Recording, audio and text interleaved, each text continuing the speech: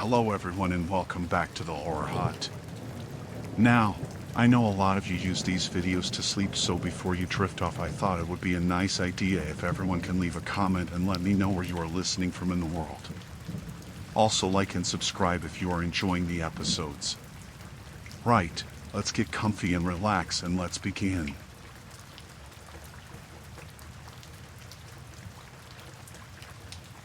I don't usually pick up hitchhikers. It's just not something I ever felt comfortable with. You hear stories, you know? But that night, I don't know what got into me. It was late, the road was empty, and he just looked normal.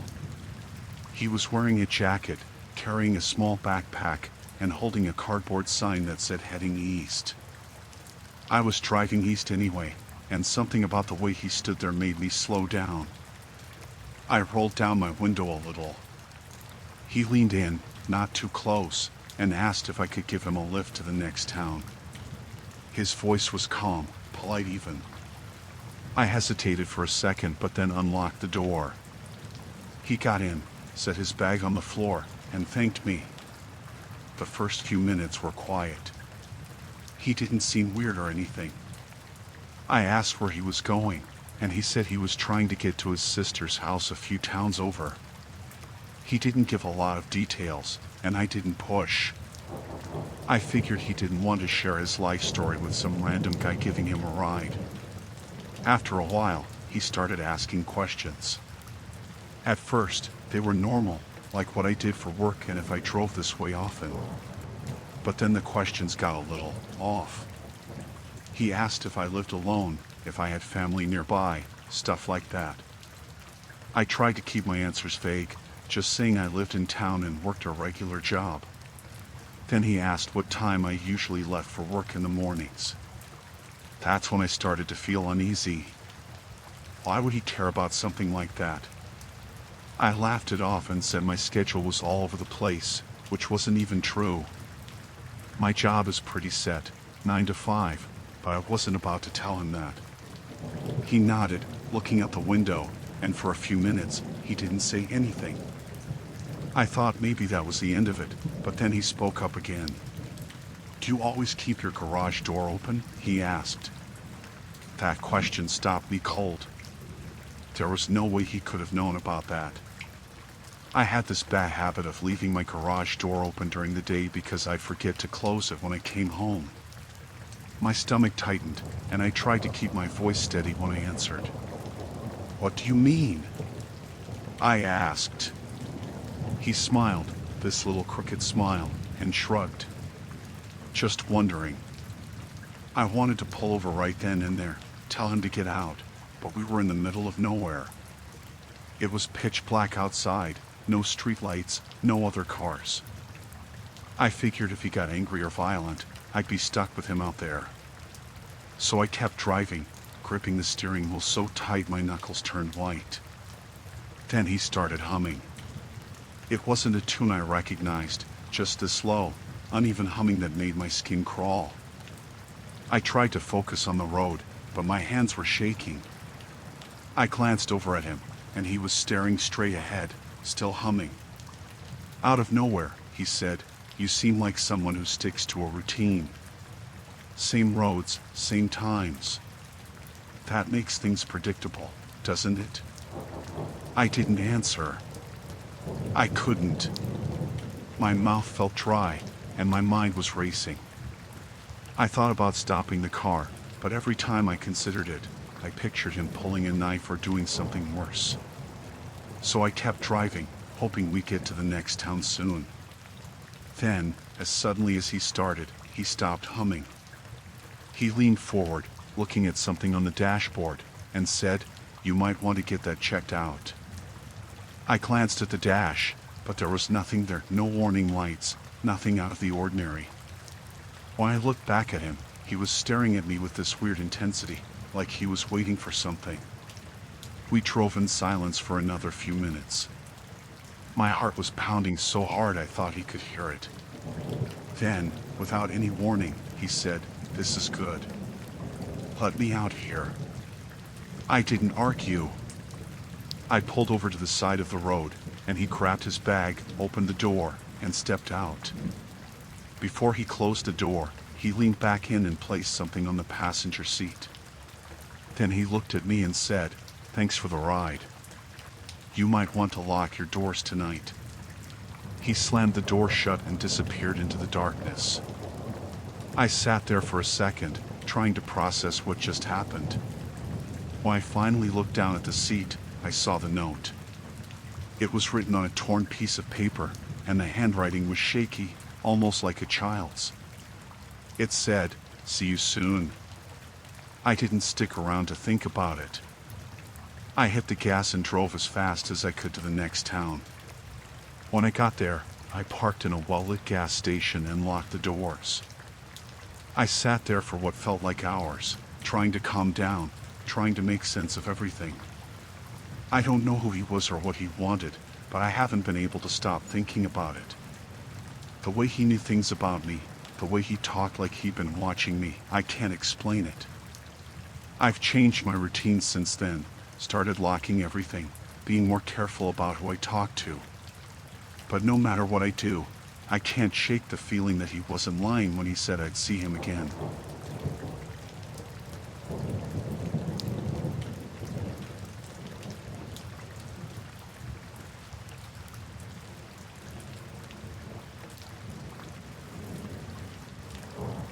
When I moved off campus for my second year of college, I thought I got lucky finding a decent apartment.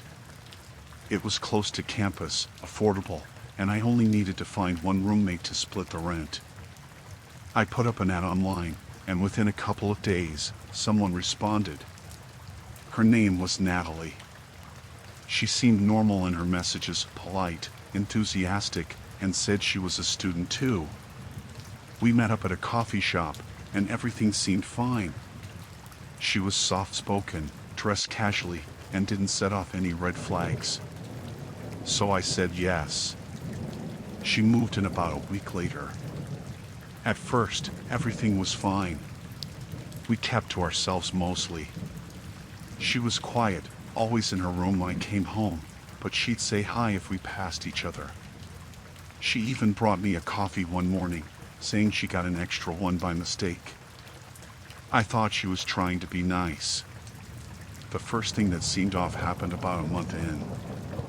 I'd just gotten home from class, and I noticed my bedroom door was slightly open. I always closed it before I left because I didn't want my cat getting in and messing with my stuff. When I walked in, nothing looked out of place at first, but then I noticed my desk drawer wasn't fully closed. I keep personal things in their old letters, a journal. I checked, and everything was there, so I convinced myself I must have left it open by mistake. But it bugged me. After that, I started paying more attention. I'd find little things moved around in my room, like my textbooks weren't stacked the way I left them, or my hairbrush was on the counter instead of in the drawer. It wasn't enough to accuse her, but I couldn't shake the feeling someone had been in there. Then she started asking me questions. Not normal roommate stuff, but personal things. She'd ask what time I got home every day, why I didn't have a boyfriend, or what my family was like. At first, I answered, thinking she was just trying to be friendly. But then the questions got weirder. She asked if I'd ever had someone follow me home or if I'd ever felt like I was being watched. One night, out of nowhere, she asked if I locked my bedroom door when I slept. That one stuck with me. I laughed it off and said no, but I didn't sleep much that night. It got worse when I noticed she was copying me. If I wore a certain hoodie one day, she'd be wearing the same style a few days later. I started noticing she'd hum the same song I had been humming earlier. One time, I mentioned liking a specific coffee shop downtown, and 2 days later, she brought home a cup with their logo on it. It wasn't just that she was mimicking me, it felt like she was trying to become me. The breaking point came about 2 months in. I came home late from studying at the library, and her door was wide open. She wasn't there, but her room was lit up.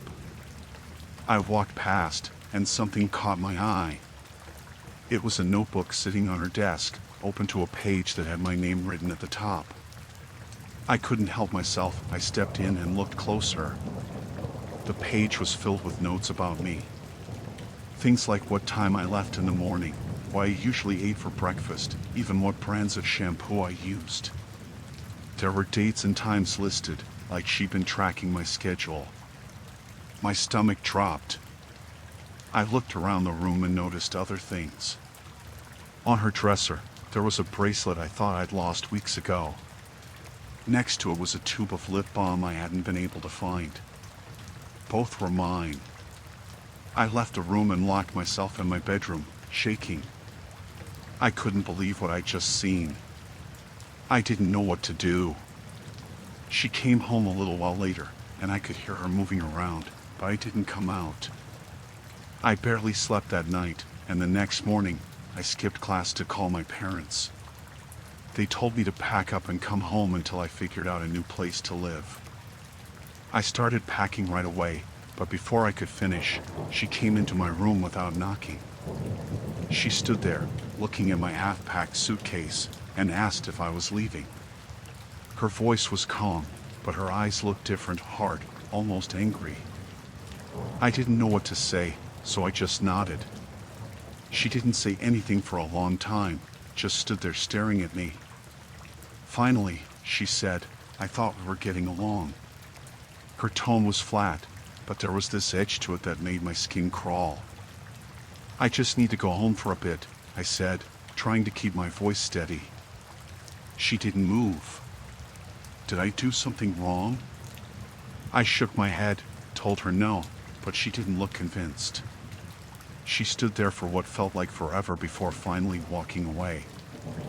I waited until I heard her leave the apartment, and then I grabbed everything I could and threw it in my car. I didn't care if I left stuff behind, I just wanted to get out. That night, I stayed at my parents' house, but I couldn't stop thinking about her. I kept replaying every interaction we'd had, trying to figure out if I missed something, some sign that she was not right. The next day, I called my landlord and told him I wasn't coming back. I didn't give him details, just said there was a situation, and I needed to break the lease. A week later, I got an email from Natalie.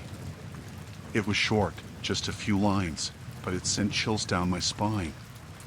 She said she was sorry if she'd upset me, but she didn't understand why I left. At the end, she wrote, "You're not that hard to find." I blocked her and changed my phone number. I don't know what her deal was, but I hope I never find out.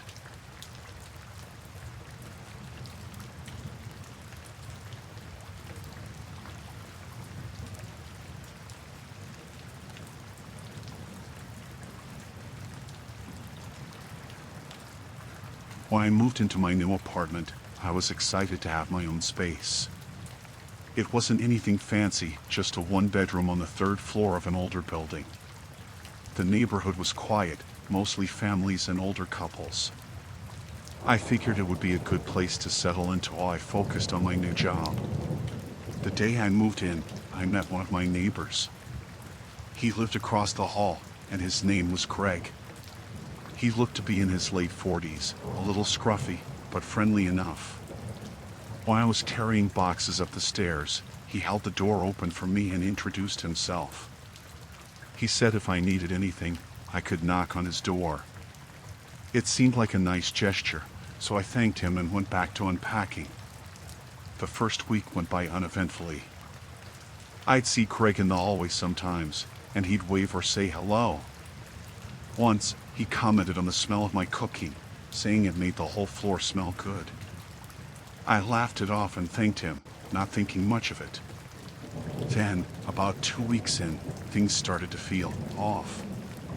One night, I was watching TV when there was a knock on my door. It was Craig. He had a plate of cookies and said he baked too many and thought I might like some. I wasn't sure what to say, it felt a little odd, but I didn't want to be rude, so I took them and thanked him. He didn't leave right away, though. He stood there in the doorway, asking me how I liked the apartment and if I was settling in okay. I gave short answers, trying to hint that I was busy, but he didn't seem to pick up on it. Finally, he said goodnight and left. The cookies sat on my counter untouched. Something about it felt weird, though I couldn't put my finger on why. A few days later, I was coming home from work, and Craig was in the hallway again.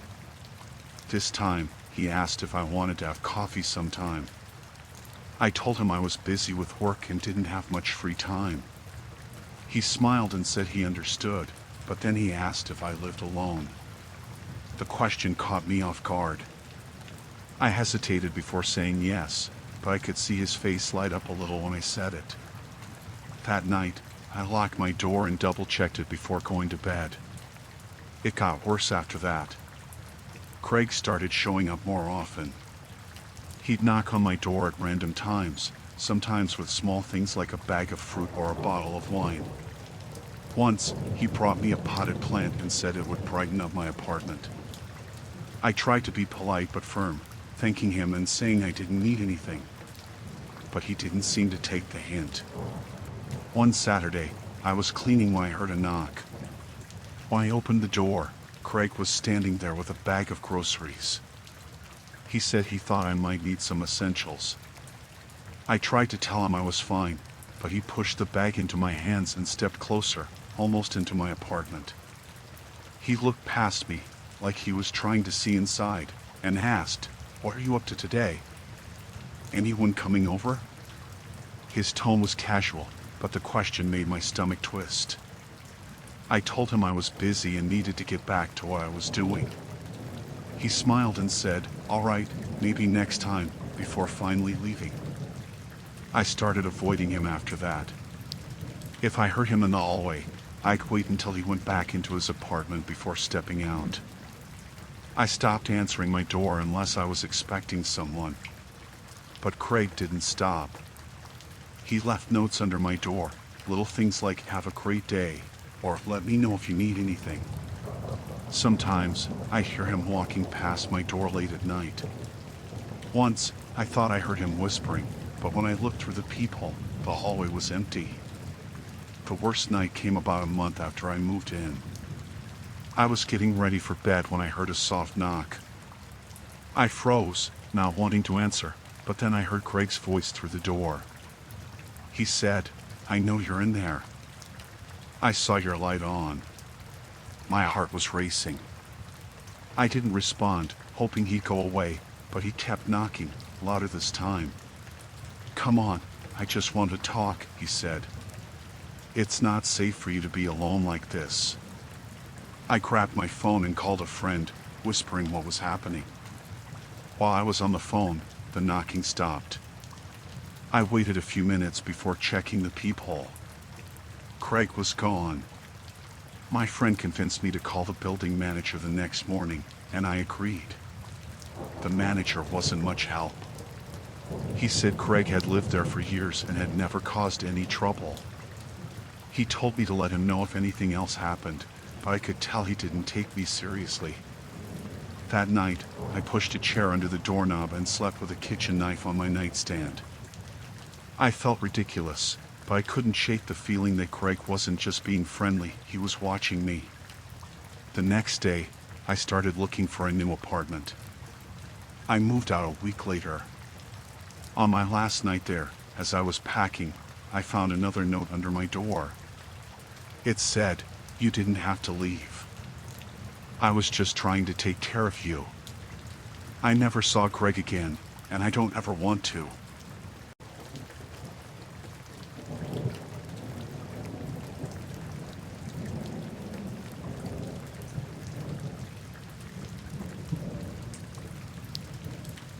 I used to jog the same route every morning before work. It was a quiet stretch through the neighborhood, past a few fields, and back around to my street. It wasn't anything special, but it was familiar. I knew when to expect cars, where the sidewalks were uneven, and when the sunrise would hit just right. One day, I decided to mix it up. There was a trailhead at the edge of the neighborhood that led into the woods. I'd passed it dozens of times but never thought to explore it. It seemed like a good way to add some variety. So that morning, I turned onto the dirt path and started jogging into the trees. The trail was narrow, and the trees blocked most of the early sunlight. It was peaceful at first, just the sound of my shoes on the ground and birds overhead. The air smelled damp and earthy. I thought about making it a regular part of my routine. About 10 minutes in, I saw something up ahead. At first, I thought it was just a clearing, but as I got closer, I realized it was a tent. It was an old, beat-up thing, faded green with patches. It looked like it had been there a while. There was no car or bike nearby, just the tent and some random items scattered around: an old cooler, a couple of chairs, and what looked like a pile of blankets. I slowed down, thinking maybe someone was camping. But then I saw movement. From the corner of my eye, I noticed the tent flap shift slightly, like someone was adjusting it from inside. I stopped running altogether. The trail curved just past the tent, and I debated whether to keep going or turn back. Before I could decide, the flap opened wider. I saw a face inside. It was a man, maybe in his 30s or 40s. He had messy hair and a scruffy beard, and his eyes were locked on me. He didn't say anything, just stared. I gave a small wave, more out of nervousness than politeness, and started walking, hoping to seem casual. He didn't wave back. He didn't move. He just kept watching me until I was out of sight. I tried to shake it off and finish my run, but the encounter left me uneasy. Who camps that close to a neighborhood? And why didn't he say anything? I told myself he was probably harmless, just someone down on their luck or trying to get away from everything. But something about the way he looked at me felt wrong. When I got home, I locked my door, something I didn't always do during the day. I didn't tell anyone about the man or the tent. I figured it wasn't worth worrying about unless I planned to run that trail again, which I wasn't sure I would. The next morning, I stuck to my usual route through the neighborhood. I couldn't stop thinking about the tent, though. It bothered me how quiet the man had been, how he hadn't seemed surprised or curious, just focused. That afternoon, I was heading out to run errands when I noticed someone standing across the street. At first, I thought it was just a neighbor or someone waiting for a ride. But as I backed my car out of the driveway, I realized it was him. The man from the tent. He wasn't wearing the same clothes, but I recognized his face immediately. He was just standing there, watching my house. My stomach dropped. I tried to tell myself it was a coincidence, that he might have been passing through the area. But what were the chances of that? And why wasn't he doing anything? No phone, no bag, no sign he had a reason to be there. I pulled out onto the street and drove past him, trying not to make eye contact. When I glanced in my rearview mirror, he was still standing there, facing my house. By the time I got back home, he was gone. I told myself I was being paranoid. Maybe he wasn't even the same guy. Maybe I was imagining it. But that night, I couldn't sleep.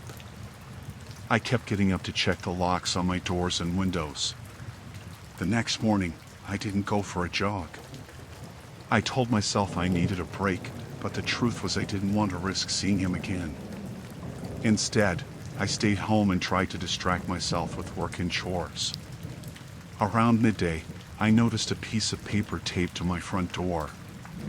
It was a note, written in messy handwriting. Saw you on the trail. Thought I'd say hi. Nice neighborhood. I froze. My hands were shaking as I pulled the note down. He had been here, at my door. I looked around, but the street was empty. I called a friend and told them everything. They convinced me to call the police. The officer who came out took the note but didn't seem too concerned. He said they'd keep an eye on the area and told me to call again if anything else happened. That wasn't exactly reassuring. That night, I kept all the lights on. Around 3 a.m., I heard something outside, a faint rustling near the side of the house. I grabbed my phone and crept to the window, trying to see into the yard. At first, there was nothing, just shadows. Then I saw him. He was standing in the yard, near the fence, looking up at my bedroom window. I called the police again, whispering into the phone, afraid he might hear me. They said they'd send someone, but it felt like it took forever. By the time they arrived, he was gone. They searched the yard and found footprints near the fence, but nothing else. I didn't sleep that night. The next day, I started looking for a new place to live. It's been months now, and I haven't seen him again. I don't know if he's still out there or if he's moved on to someone else. All I know is I'll never take a different path again.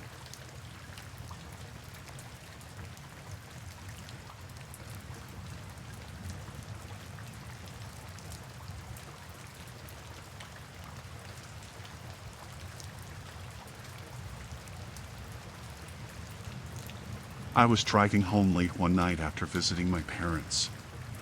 It was a long drive, and I'd left later than I planned. The highway was mostly empty, just a few cars passing now and then. I wasn't in a rush, but I was tired, and my gas gauge had been sitting on empty for a while. I finally saw a small gas station up ahead, one of those older ones with just a couple of pumps and a flickering neon sign. I pulled in, parked by the pump, and got out. The place was almost silent, just the hum of the lights and the faint sound of crickets. The building looked worn down, with bars on the windows and a faded open sign hanging crooked in the door. I walked up to the door, but it wouldn't open. I saw a cashier inside, a middle-aged guy wearing a cap, sitting behind the counter. I knocked lightly on the glass. He glanced up at me, frowned, and shook his head. I gestured at the pump, trying to ask if it was working. He pointed to a slot on the machine, making it clear I had to pay outside. Then he just stared at me for a second before going back to whatever he was doing. The whole thing felt off. He didn't look scared, but something about how quickly he dismissed me put me on edge. I went back to my car, grabbed my card, and started pumping gas. The light above the pump flickered, casting weird shadows across the lot. I kept glancing around, feeling uneasy but telling myself I was being paranoid. I'd been on the road for hours, and I was probably just jumpy. As I stood there, I thought I saw movement out of the corner of my eye. I looked toward the other pump, but there was nothing there. Just my car, the station, and the empty road behind me. I kept pumping, but my skin started to prickle, like I was being watched. I turned around again, slower this time, scanning the area. That's when I saw him. There was a man crouched behind the pump opposite mine, his head barely visible over the top. He wasn't doing anything, just watching me. His face was in shadow, but I could tell he was looking right at me. My stomach dropped. For a second, I thought maybe he was working there, checking the pumps or something, but he wasn't wearing any kind of uniform. He looked wrong. His posture was too still, too deliberate. Like he was waiting for something. I froze, unsure of what to do. I didn't want to seem scared, but I couldn't act like I hadn't seen him either. Slowly, I pulled the nozzle out of my car and replaced it on the pump. I kept my movements calm, trying not to look directly at him. My heart was pounding so hard I could hear it in my ears. I glanced toward the cashier. He was still behind the counter, but he wasn't looking at me anymore. He was staring past me, his face tense. He must have seen the man too. I almost wanted to knock on the door again, but something told me not to. If the cashier wasn't coming out, there was probably a reason. I turned back to my car, trying to act like everything was normal. As I opened the door, I couldn't help but glance at the pump again. The man was still there, but now he was standing. He wasn't hiding anymore. He was just standing there, staring at me, his head tilted slightly like he was trying to figure something out. I got in the car and locked the doors. My hands were shaking as I started the engine. I didn't even bother putting on my seatbelt. I just wanted to get out of there. As I pulled away, I checked my mirrors. The man hadn't moved. He was still standing by the pump, watching me drive off. But then, in the corner of my eye, I noticed something else. Another figure.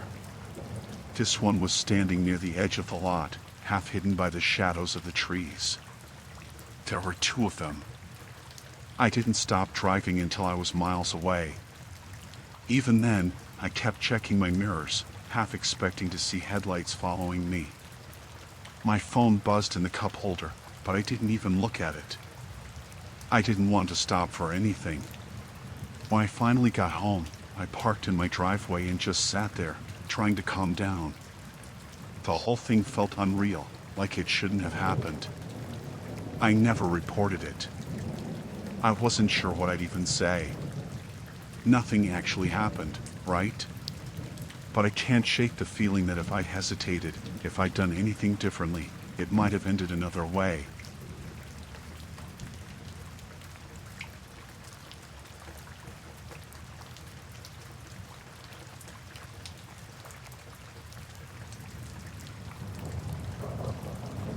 It was a Saturday afternoon, and I was home alone. My wife had taken the kids to her parents' house for the weekend, and I decided to stay back to get some work done. It was quiet, and I was enjoying the silence until I heard a knock at the door. I wasn't expecting anyone, so I hesitated for a second before getting up to see who it was.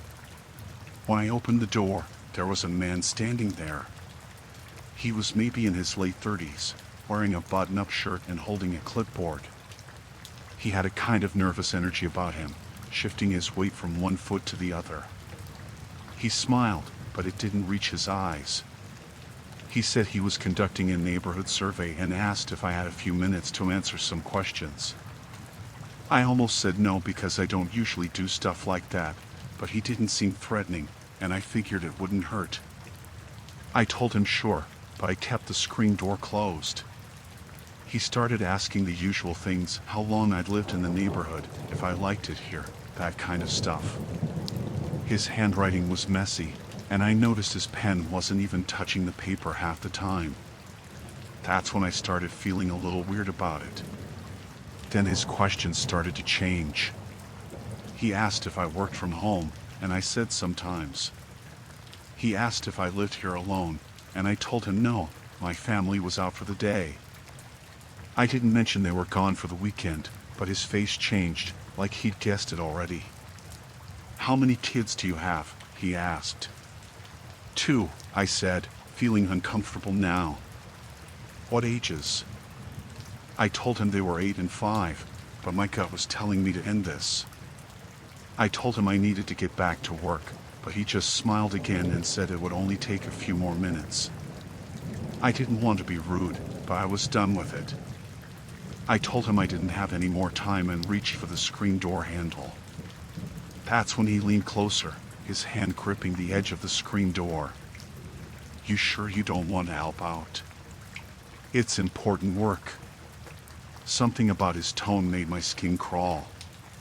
He wasn't loud, but his voice had this edge to it, like he was daring me to push him away. I told him again, firmly, that I wasn't interested and that he needed to leave. He didn't move. He just stood there, his fingers still gripping the door. "Mind if I use your bathroom real quick?" he asked suddenly. His smile was gone, and he wasn't even pretending to be friendly anymore. "No," I said. "You need to leave." He didn't. He just stood there, staring at me. I could feel my heartbeat in my ears. I told him again, louder this time, but he didn't budge. I thought about slamming the door in his face, but the screen door was flimsy, and he was too close. I didn't want to escalate things, but I didn't know what else to do. Finally, he let go of the door and took a step back. "All right," he said. "Sorry to bother you." But he didn't sound sorry. He sounded annoyed. He turned and started walking down the driveway, but he didn't go far. Instead of heading to the sidewalk, he stopped at the corner of my yard and stood there, like he was waiting for something. I locked the door and went to the window to watch him. He didn't move. He just stood there, looking back at the house. My phone was on the counter, and I thought about calling the police, but I didn't want to overreact. I told myself he was probably harmless, maybe just a little weird, but something about him was off. After a few minutes, he finally walked away, disappearing down the street. I stayed by the window for a while, just to be sure he was gone. I checked the doors, the windows, everything. It felt like overkill, but I couldn't shake the feeling he might come back. That night, I didn't sleep much. Every little sound made me jump. Around midnight, I thought I heard something outside, a faint rustling near the side of the house. I grabbed a flashlight and peeked out the window, but I didn't see anything. I checked again in the morning, and there were footprints in the dirt by the side gate. I don't know what he was planning or if he was just trying to mess with me, but I put up cameras the next day. Nothing's happened since, but I keep thinking about how he looked at me, how he kept pushing even when I told him to leave. I don't know what he wanted, but I'm glad I didn't find out.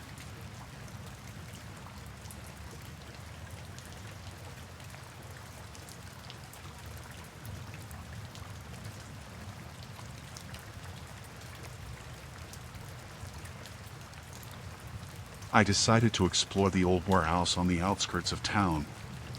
It had been abandoned for years, and I thought it would make a perfect backdrop for my photography project. The outside was covered in rust and graffiti, and the windows were broken in places, letting in just enough light to create a moody atmosphere. I parked my car down the street to avoid drawing attention and slipped through a gap in the chain-link fence. Inside, it was quiet except for the occasional creak of the building settling. The air was damp and smelled like mildew and metal. I set up my camera near a pile of old crates and started taking shots. The way the light streamed through the broken windows made everything look surreal. I was so focused on getting the right angles that I didn't hear the footsteps at first. When I finally noticed, it was too late. Two men were standing about 10 feet away from me. I froze.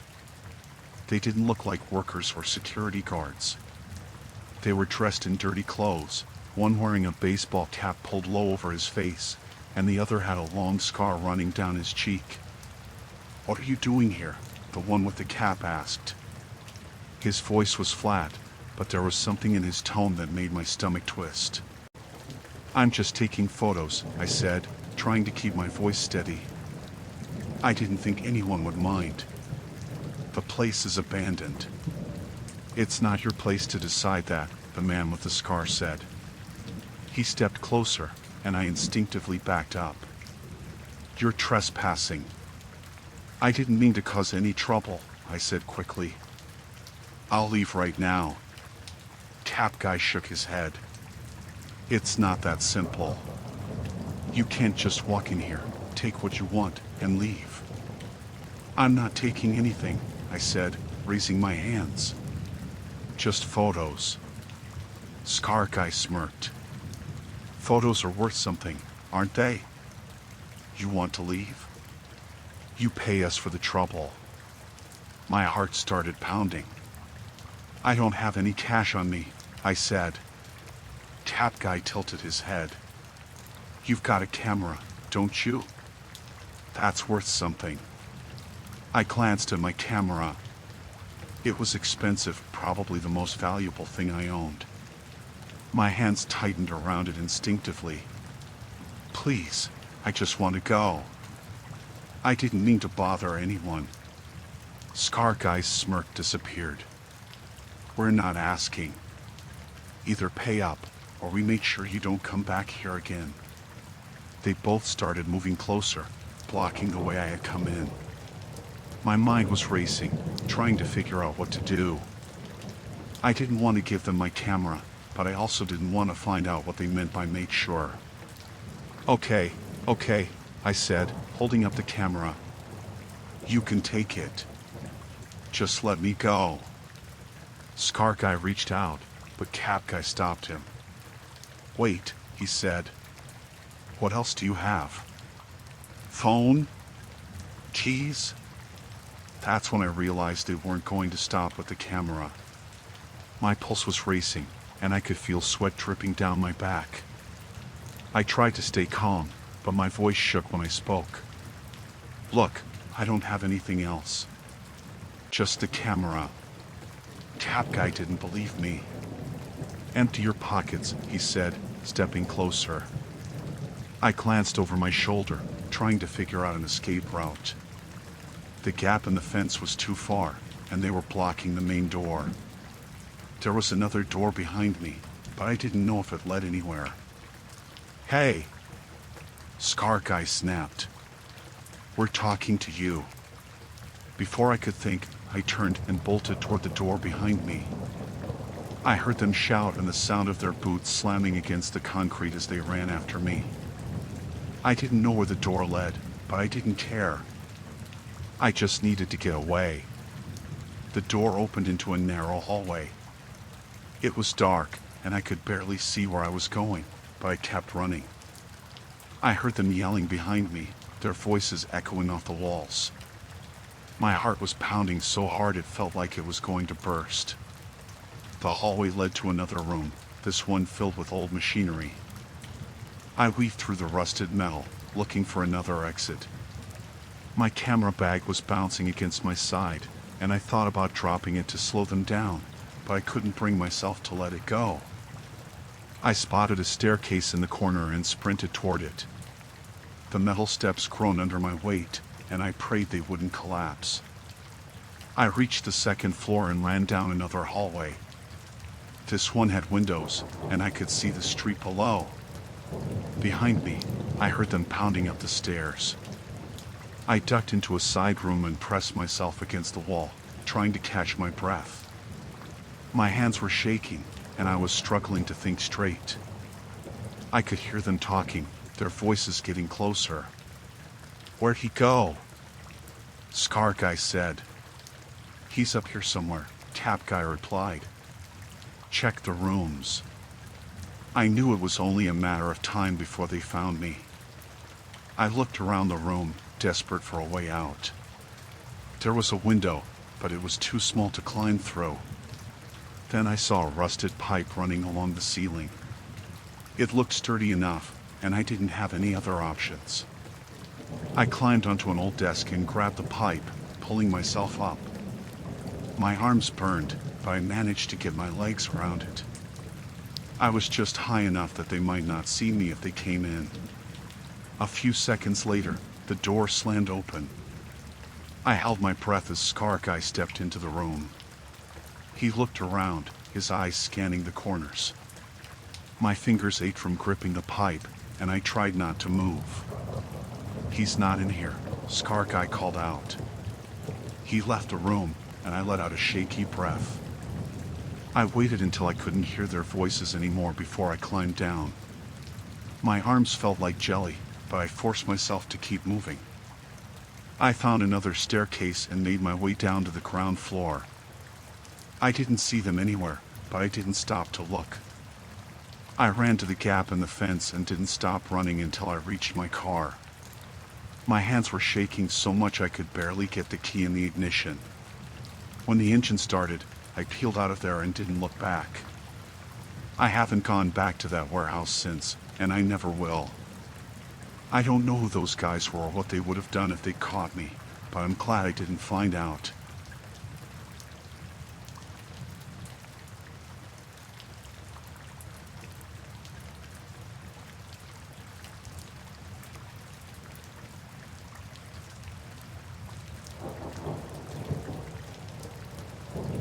I went to the grocery store after work.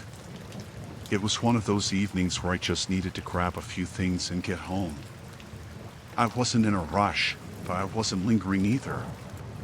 The store wasn't busy. A few other shoppers were moving around quietly, and the overhead music played softly in the background. I didn't think much of anything, just focusing on my list. I noticed him in the produce section first. He was standing a few feet away, picking up apples and looking at them like he was deciding. I didn't pay much attention, but I remember his face because he didn't look at the apples for long. He glanced at me. Not just once either. I thought it was odd but shrugged it off. I moved to the next aisle, grabbing pasta and sauce. He showed up again, just standing at the end of the aisle, not picking anything up. He was holding an empty basket. He wasn't shopping, not really. He didn't take anything off the shelves, and he wasn't even looking at the items. He was looking at me. I told myself I was imagining it. Maybe he was just shopping at the same pace as me, and I was being paranoid. But it kept happening. Every aisle I went to, he was there. Sometimes he was ahead of me, pretending to check something. Sometimes he followed me in and lingered behind, not saying anything. It was like a shadow that wouldn't go away. I tried to be calm. I kept moving, thinking maybe I'd lose him if I went to random aisles. I walked to the pet food section even though I didn't have a pet, then to cleaning supplies. He followed me both times, still holding that empty basket. My hands started sweating, and I gripped the handle of my cart harder. I decided to test him. I went to the frozen food section, walked past the ice cream, and then doubled back suddenly. He was there, only a few steps behind me. He froze when I turned and pretended to be interested in the frozen pizzas. He didn't even open the freezer door or look at the prices. That's when I knew for sure. He was following me. I felt my chest tighten. My breathing got faster, and I couldn't stop glancing over my shoulder. I thought about leaving my cart and walking straight to the front door, but he was still there, hanging around like he was waiting for something. I went to the checkout lanes, hoping he wouldn't follow me there. I tried to act normal, unloading my items onto the belt. The cashier smiled at me and asked how my day was, but I could barely answer. My voice was shaking. I wanted to tell her something, but I didn't know what to say. "There's a guy following me" sounded so dramatic, and what if I was wrong? What if it really was a coincidence? When I looked over my shoulder, he was in the self-checkout area, standing by one of the machines but not scanning anything. He didn't have anything to scan. The basket was still empty. I paid as quickly as I could, grabbed my bags, and headed for the door. My car was parked a little far out because I hadn't been able to find a closer spot. It was dark outside, the parking lot lit by a few scattered streetlights. I hurried to my car, my heart pounding in my chest. I glanced behind me and saw him walking out of the store, still carrying that basket. He wasn't even trying to be subtle anymore. I threw my bags into the passenger seat and locked the doors the second I got in. My hands were shaking so much that it took me a second to get the key into the ignition. I started the car and looked up, and that's when I saw him again. He wasn't walking anymore. He was sitting in a car a few spaces down, just watching me. I couldn't see his face clearly because of the shadows, but I knew it was him. He didn't turn on his headlights or start his car. He just sat there, waiting. I didn't know what to do. If I drove home, would he follow me? If I stayed there, would he get out and try to talk to me? My throat felt tight, and I could feel tears welling up, but I didn't want to cry. I needed to think. I decided to drive, but not home. I pulled out of the parking lot and onto the main road, watching my rearview mirror the whole time. His car followed. I could see it, a few cars back, keeping pace with me but not getting too close. My heart was racing, and my hands felt slippery on the steering wheel. I didn't know where to go. I just kept driving.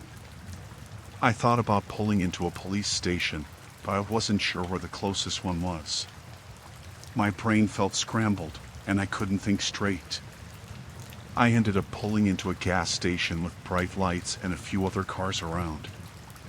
I parked right by the entrance and got out, walking quickly inside. The cashier looked up when I came in, and I went straight to him. "There's someone following me," I said. My voice was shaking so much that I could barely get the words out. The cashier looked outside and saw the car. It had pulled into the lot but stayed near the edge, not coming closer. The cashier nodded and told me to stay inside. He grabbed his phone and made a call. I didn't know if it was to the police or someone else, but I was just grateful someone was helping. The car sat there for a few minutes, and then it pulled out of the lot and drove away. I waited another 20 minutes before I felt safe enough to leave. The cashier offered to call someone to come get me, but I didn't want to bother anyone. I thanked him and got back in my car, driving straight home while checking my mirrors the entire way. I don't know who that man was or what he wanted, but I haven't gone back to that store since. I've started being more careful, always checking my surroundings and parking closer to the entrance. I don't think I'll ever forget the way he watched me, like he was waiting for the perfect moment to do something.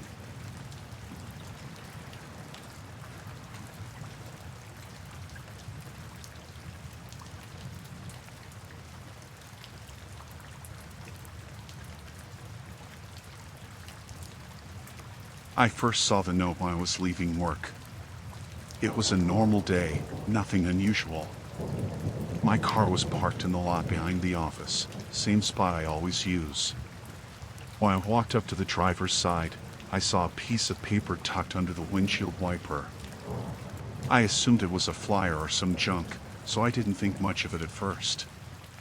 I pulled it out, unfolded it, and froze. It wasn't a flyer. It was just a piece of plain white paper with black ink.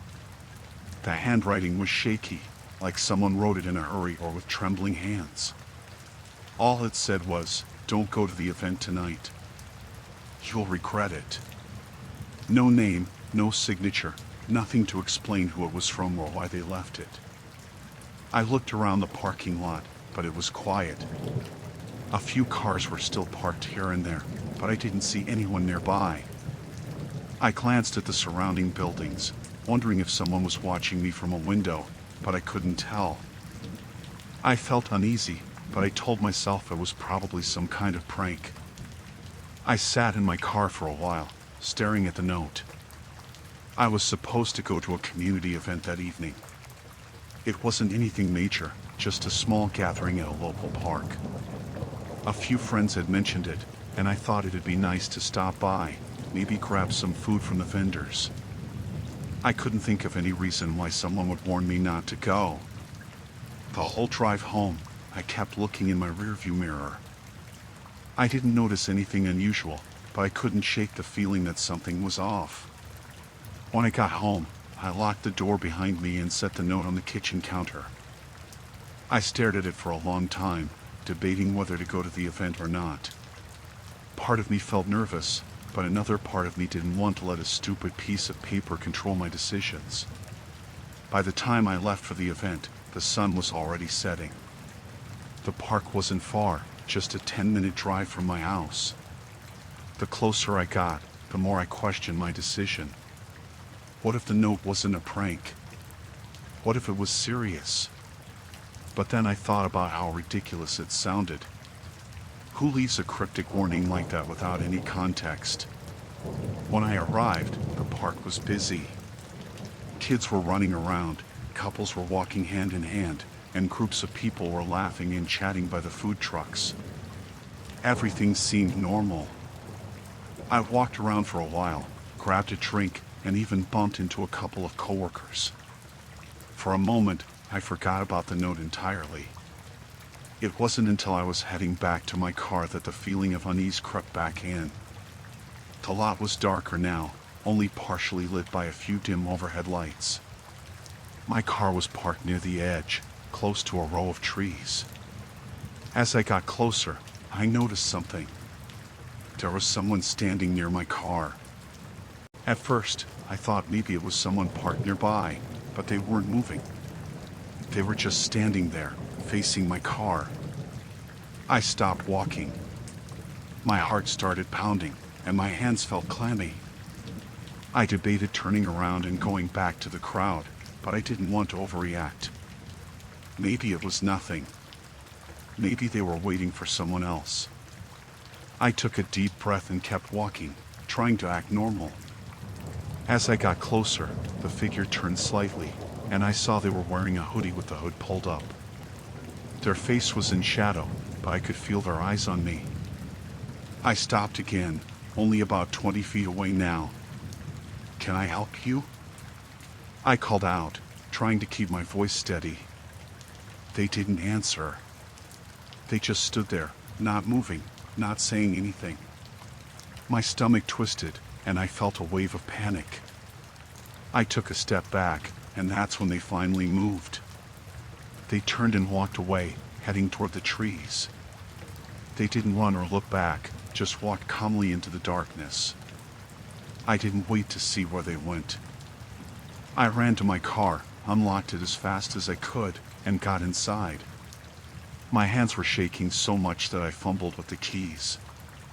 When I finally started the engine, I locked the doors and drove out of there like my life depended on it. The drive home felt like it took forever. I kept checking my mirrors, convinced I was being followed, but the roads were empty. When I got home, I parked in the garage and closed the door before I even got out of the car. I went inside, locked all the doors, and double-checked the windows. I told myself it was over, that whoever it was had left and wouldn't bother me again. But later that night, as I was getting ready for bed, I heard something. A soft knock at the front door. My heart dropped.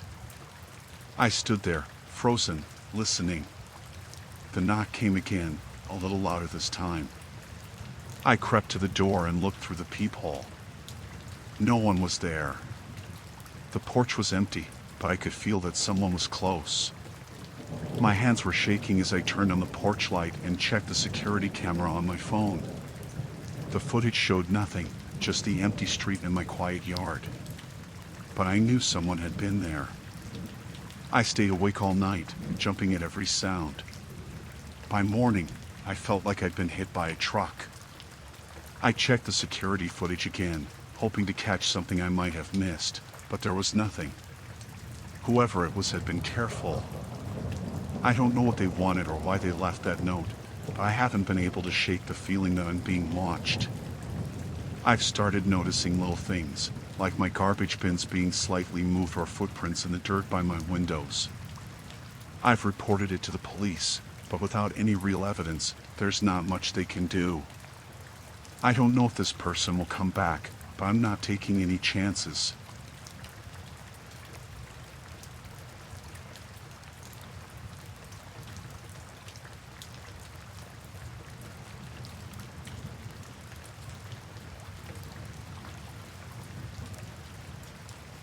I'm still not sure how it happened. I had been at this coffee shop, just a regular visit. I wasn't even there for very long, maybe an hour, tops. I went in, grabbed my usual latte, found a quiet corner to sit and read a book, and that was it. Or so I thought. I remember packing up to leave. I had my purse, my book, and my keys. But when I got home, I realized my phone was gone. At first, I thought maybe it was in my car or somewhere else, but after looking everywhere I could think of, I realized it wasn't in any of those places. It must have slipped out of my bag while I was sitting in the coffee shop. Panic started to rise in my chest. I went straight back to the coffee shop, hoping it was still there, maybe behind the counter or something, but no luck. They hadn't found it. I asked the baristas if anyone had turned in a phone, but they all looked at me like I was crazy. I checked with the manager, but still nothing. I was about to leave when I decided to try tracking it through GPS. I know it's not the most secure way to find a lost phone, but I thought maybe I'd get lucky. I opened my phone's tracking app, hoping I'd see the familiar dot showing where it was. To my relief, it actually worked. The dot on the map showed my phone's location just a few blocks away.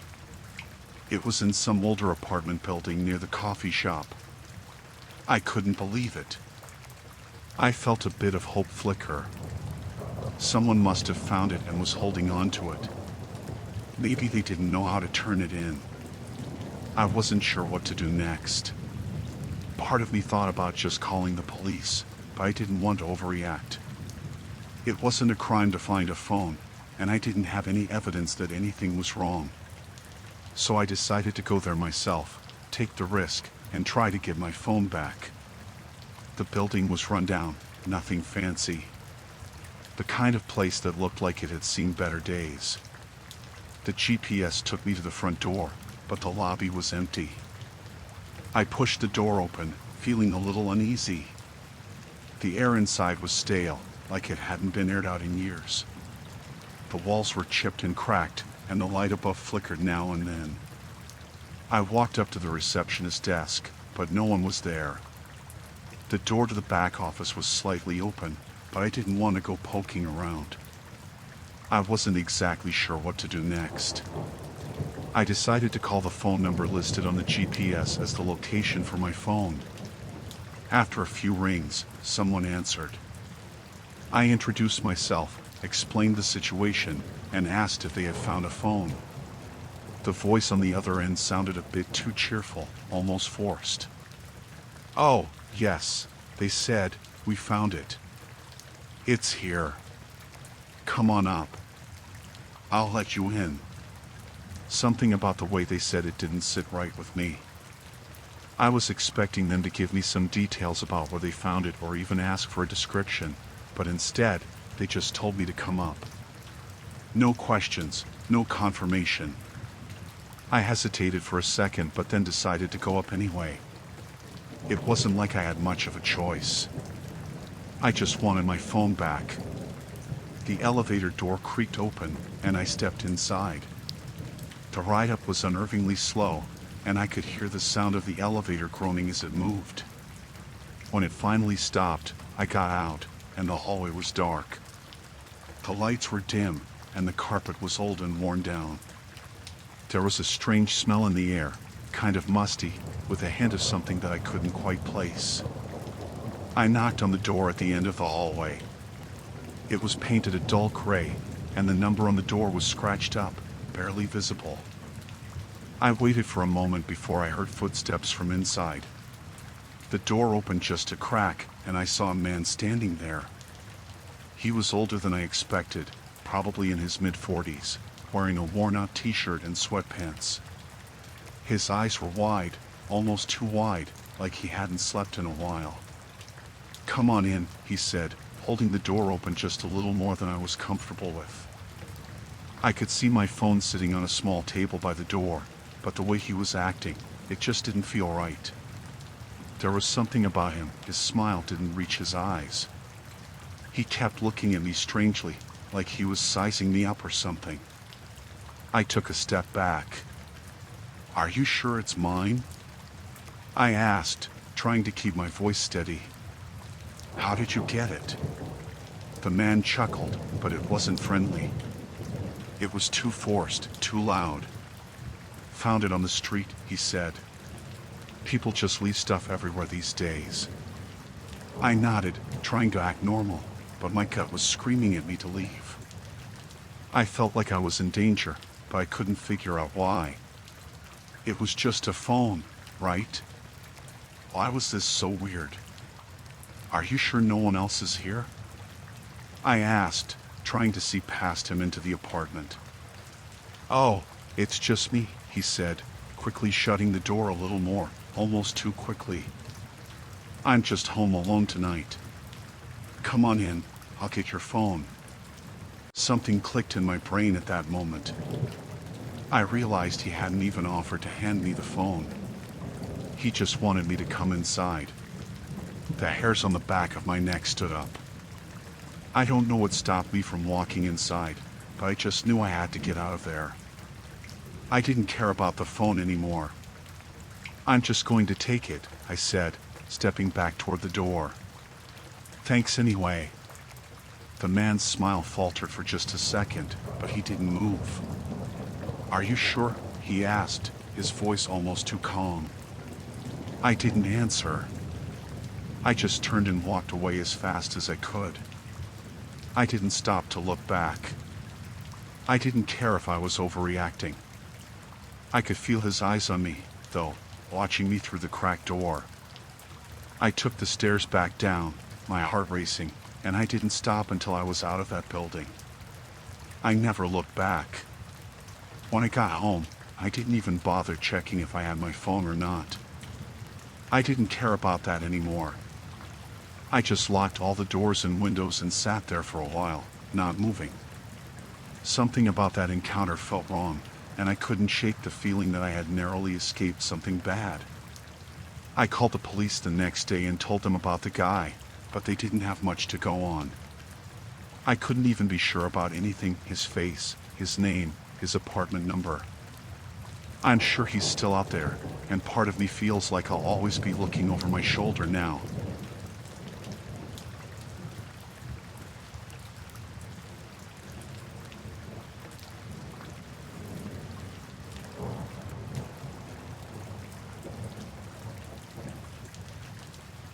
It was a regular evening, or at least it started out that way. I had been at a work event, nothing fancy, just some networking stuff. I was tired but ready to get home. The parking lot was mostly empty when I walked out, and the lights were dim, barely enough to make out anything in the corners of the lot. The kind of place where you can tell people avoid if they can. I didn't think much of it. My car was parked towards the back, a bit away from the entrance. I was halfway there when I noticed a man standing by a car. He was hunched over, like he was fiddling with something by the door.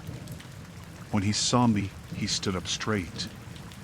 He looked to be in his late 30s, wearing a hoodie and jeans. Nothing about him really stood out, but something about the way he looked at me made me uneasy.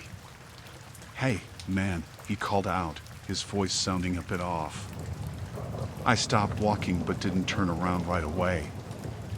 I didn't want to be rude, but I also didn't want to get too close. I felt that little warning in the back of my head that told me to be careful, but I didn't want to jump to conclusions. "Can you help me out?" he asked, his voice getting a little louder as I didn't respond. I turned just slightly, but kept a little distance. I was about 20 feet away by then. Help with what?" I asked, trying to sound casual. "I'm having trouble with my car," he said, pointing to the vehicle beside him. "It won't start. You think you could give me a hand?" I looked at the car, and it was just sitting there, not running or anything. The hood wasn't even up. I could tell it wasn't a mechanical issue. The guy was just standing there, looking at me expectantly, but I wasn't about to get too close to someone I didn't know, especially in a dimly lit parking lot like this. I shook my head. "Sorry, man, I really can't help with that. I've gotta go." I turned away, but as I did, I heard his footsteps behind me. I didn't know how to explain it, but something felt wrong at that point. "Wait, hold up," he said, his voice more insistent now. I stopped and turned back to him. "What's up?" "You're just gonna leave me here?" he asked, sounding more offended than I expected. He took a few steps closer, and I noticed his hands were clenched. "I can't really help you, man." "Sorry," I said, trying to keep calm, but my instincts were starting to tell me I needed to get out of there. He didn't stop. He was closer now, maybe 10 feet away. "You're just gonna leave someone in need like that?" His voice was getting louder, and I could feel the tension in the air. He wasn't asking anymore, he was demanding. "I'm not trying to get involved," I said, trying to stay firm. "I've gotta go." I started walking back towards my car, hoping he would just leave me alone. But then he started walking with me, almost too close, too fast. "You think you're too good to help?" he asked. The words were sharp, accusing, and it made me stop in my tracks. "What's the problem?" I asked, my heart starting to race. My hand was already on my keys, ready to unlock the door. "You're rude," he said, his voice now barely above a whisper. "You think you can just ignore me, like I'm nothing?" I felt a jolt of panic, but I tried to keep my cool. "It's not that, man. I just don't know how to help you. It's late, and I really need to get going." I reached for the door handle of my car, but as soon as I touched it, he stepped right in front of me, blocking the way. My heart skipped a beat, and I froze. "You're blocking my exit," I said, my voice tight, trying to keep it steady. He just stood there, staring at me. There was something cold in his eyes. "No, you're blocking mine." He stepped even closer. "You think you're better than me, huh? You can just walk away?" I felt a surge of fear, but I didn't show it. I tried to push past him, but he stepped to the side, keeping himself in front of me. It wasn't like he was trying to be physically aggressive at first, but he was definitely making it hard for me to get into my car. And the more I tried to stay calm, the more he pushed, accusing me of being rude, of ignoring him, of not helping someone in need. I didn't want to escalate things, but I could tell that he wasn't backing down. I took a step back, putting some space between us. "Listen, man, I don't want any trouble. I just need to go home." He didn't move. His eyes were still locked on mine, his jaw tight. "I'll show you trouble," he said, his voice low, almost like a growl. He didn't take a swing at me, but there was something in his posture that made me think he might. I tried to open my door again, hoping that he would back off, but he stepped even closer, closer than I'd ever felt someone in my personal space before. I could feel my heartbeat in my throat, and all I wanted was to get in the car and drive away. "You're not going anywhere," he said, now almost whispering, his breath getting hot against my face. That was it. I couldn't take it anymore. I was fast, faster than I thought I could be. In one quick motion, I shoved him back with my shoulder, enough to make him stumble. It wasn't much, but it was enough. I jumped into my car, slammed the door, and locked it. My hands were shaking as I started the engine. I didn't even check the rearview mirror. I just hit the gas and sped out of there, not stopping until I was on the main road and out of the parking lot. I don't know what would have happened if I hadn't shoved him, if I hadn't gotten in the car so fast. But I didn't look back. I couldn't. When I got home, I locked every door and stayed inside for the rest of the night, feeling like I had narrowly escaped something worse. I haven't been back to that parking lot since. I don't know what that guy's intentions were, but I'm sure glad I didn't stick around to find out.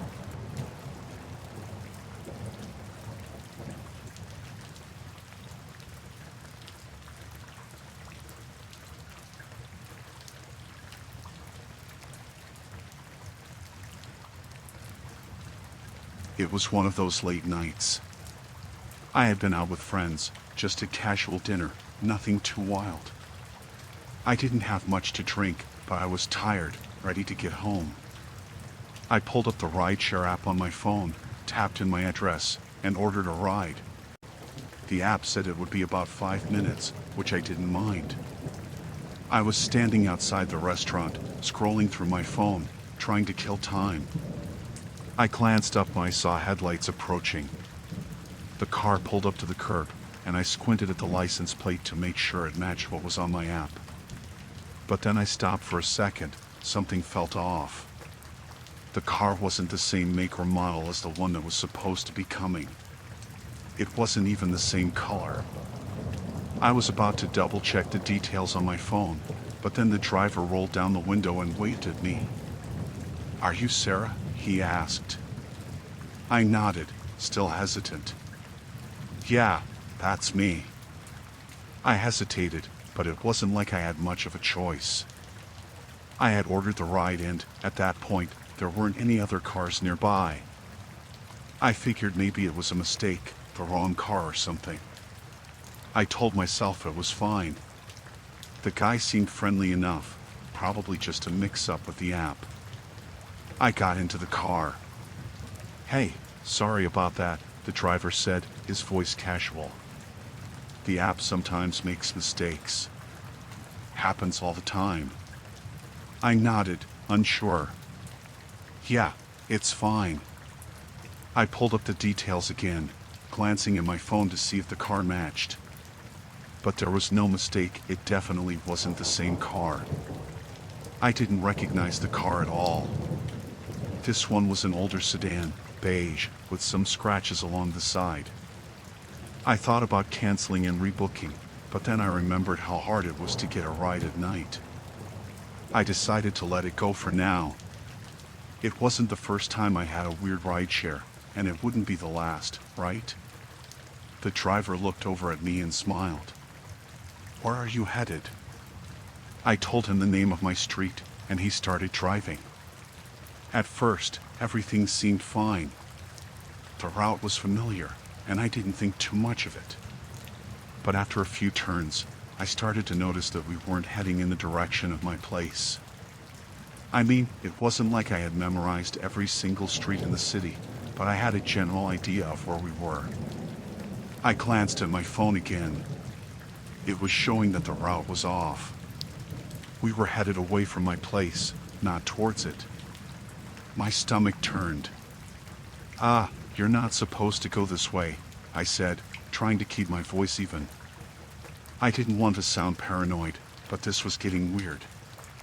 He looked in the rearview mirror, still smiling. The app's probably just confused. It happens. We'll be fine. I felt a chill run down my spine. Something wasn't right. I watched as we drove past a couple of familiar streets, but the route was definitely not heading toward my apartment. I cleared my throat. "I think you might have missed a turn," I said, trying to be calm. The driver didn't respond at first. He just kept driving. After a few more minutes, I checked the map again. We were getting farther from where I lived, and now I was really starting to get uncomfortable. The neighborhood was getting quieter, the buildings farther apart, and it was getting darker. I felt a knot form in my stomach. "Are you sure this is the right way?" I asked, a little sharper now. "My address is back that way." The driver glanced at me through the rearview mirror, his smile still there, but now it looked more forced. "The app made a mistake. It's all good, don't worry about it. Just trust me." I wasn't sure what to do. I didn't want to make the situation worse, but I didn't want to end up somewhere strange and isolated with this guy. My fingers were hovering over the emergency button on the app, but I didn't want to make a scene or panic him, and I still didn't know for sure if this was just some weird mistake or something more. "You missed another turn," I said, my voice shaking now. "You're getting way too far from my place." The driver glanced at me again, his smile tight. I said, "Don't worry about it. Everything's fine." I had no idea where we were anymore. The streetlights were fading, the houses were spaced out, and everything was starting to feel too quiet. I looked out the window. We were passing through an industrial area now, and it didn't seem right. The road was empty, no cars in sight, just the occasional streetlight flickering. My heart was racing. I had to get out. I pulled out my phone again, but I couldn't get a good signal. I felt like I was stuck. The car started slowing down, and I could tell we were approaching a dead-end street. "Where are we going?" I asked, trying to keep the panic from creeping into my voice. The driver didn't say anything at first. He just kept driving, his eyes focused on the road ahead. He didn't seem concerned at all. I was the only one who seemed uncomfortable. Finally, he spoke. Relax. I just want to make sure you're okay. You look tense.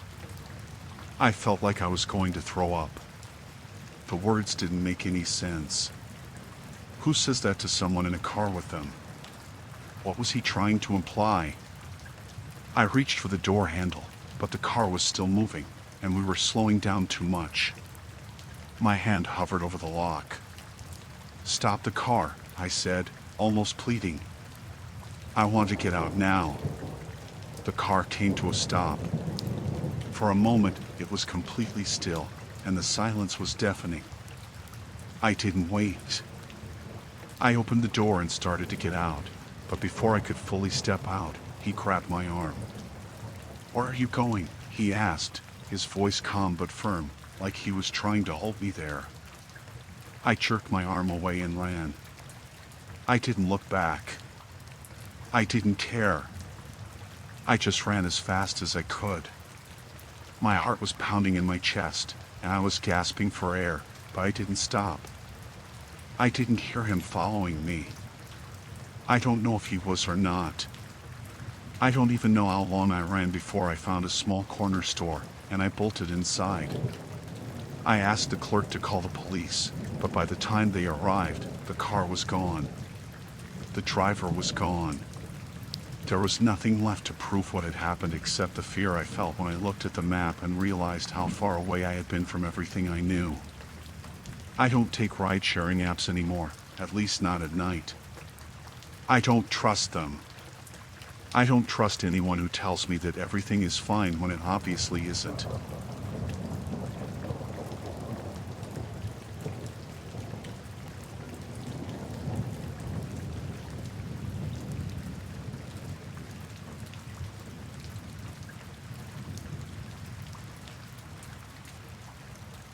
It started out like any other day. I work from home, so I'm always around when deliveries come through. The doorbell rang in the late afternoon, and I got up from my desk to grab the package. When I opened the door, I wasn't really surprised to see a delivery truck parked out front. It's not unusual for packages to arrive at odd times. What did surprise me was the package itself. It wasn't addressed to me. It had a completely different name and address on it. The driver looked like he'd been working all day. His shirt was slightly wrinkled, and his hair was messy. He handed me the package, and I looked down at it. The name on it was Kyle Johnson, and the address was a few streets over, in a completely different part of town. That's not my name, I said, holding the box up and pointing at the label. The driver glanced at the label too, then back at me. Must be a mistake, he said. It's not uncommon.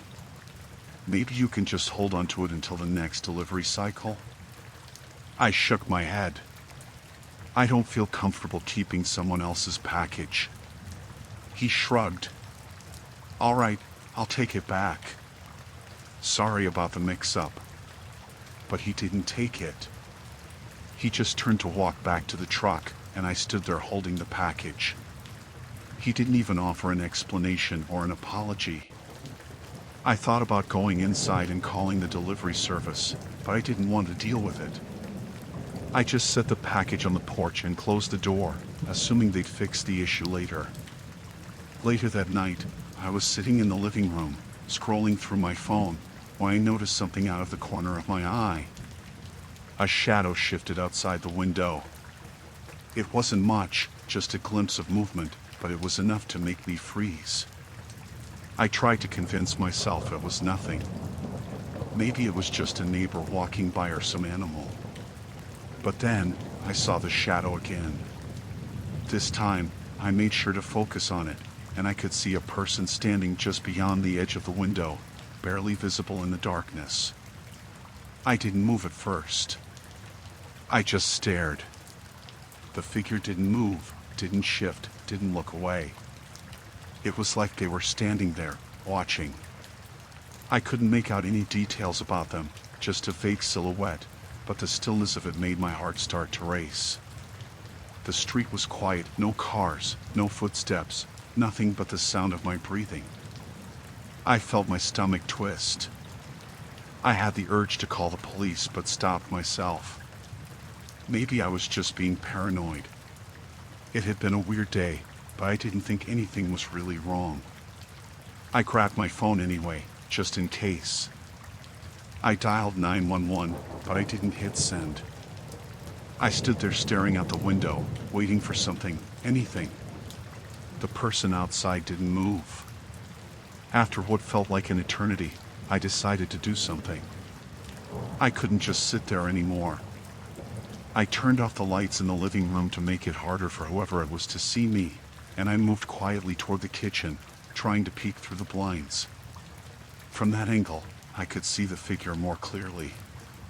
It was a man, standing just out of view of the front door, hidden in the shadows of the trees near the driveway. He was tall, dressed in dark clothes, and just standing there, staring at the house. I could barely make out his features, but I didn't need to see them to know this wasn't normal. Who stands outside someone's house like that at night, just watching? I backed away from the window. My heart was pounding, and my hands were shaking. I grabbed my phone again and this time hit send on the emergency number, my voice barely above a whisper as I spoke to the dispatcher. I told them what was going on, how someone was outside, how I didn't know who they were, how they were just standing there. The dispatcher said to stay inside and wait for officers to arrive. They told me to lock all doors and windows and not to go outside. I did as I was told, but every few seconds, I peeked through the blinds to see if the person was still out there. I don't know what I was expecting. Maybe I was hoping that they would leave, that I was just imagining the whole thing, that it wasn't as bad as I thought. But the man didn't leave. He was still standing there, motionless, his back turned toward the street, but facing my front door, not moving a muscle. I checked the time. It had been almost an hour since I first saw him, and still, no sign of the police. I couldn't take it anymore. I decided to make sure all the doors were locked, even though I had already checked them a dozen times. But as I was heading toward the kitchen to check the back door again, I heard a noise outside, slow footsteps, deliberate, as if someone was walking right along the porch. My heart skipped a beat. I couldn't see the man anymore, and for a moment, I thought he might be gone. But then, I heard the footsteps stop right by the front door. I could barely breathe. I slowly backed away from the kitchen, keeping as quiet as I could. I didn't know what to do anymore. Was this some kind of prank? Was it just a mistake? Why was he still here? Then, I heard the faintest knock on the door. Just a tap, soft but clear. My stomach dropped. I thought about opening the door, asking who it was, but I knew better. I didn't know who this person was. I didn't know if he had any kind of ill intentions, or if he was trying to mess with me, or worse. I stayed silent, barely breathing. Seconds turned into minutes, and still, there was no movement. The knock didn't come again, and the footsteps didn't return. The only sound I could hear was my own heartbeat, pounding in my ears. Eventually, I heard sirens in the distance, growing louder as they approached. I didn't even feel any relief until I saw the flashing lights through the window. I peeked through the blinds, watching as two officers approached the front door. I didn't even open the door for them. I waited for them to knock, and when they did, I let them in. They searched the yard and the surrounding area but found nothing. No man, no footprints, no sign that anyone had been outside at all. They asked me if I was sure, if I had seen the person myself, and I told them everything. They took a report, but ultimately, they didn't seem too concerned. They said there was a chance it was just someone passing by, but something about it didn't sit right with me. Maybe it was just my mind playing tricks on me, but I couldn't shake the feeling that something was wrong. The next day, I decided to go back to that delivery. I wanted to see if the package was still there on the porch. And it was.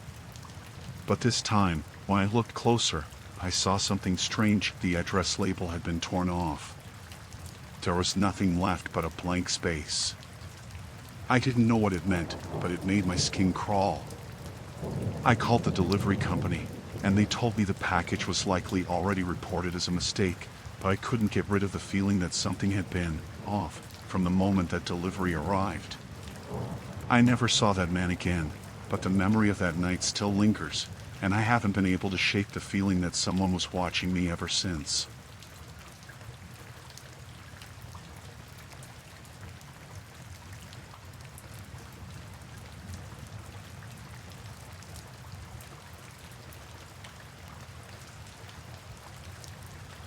I wasn't sure why I decided to join a new fitness class.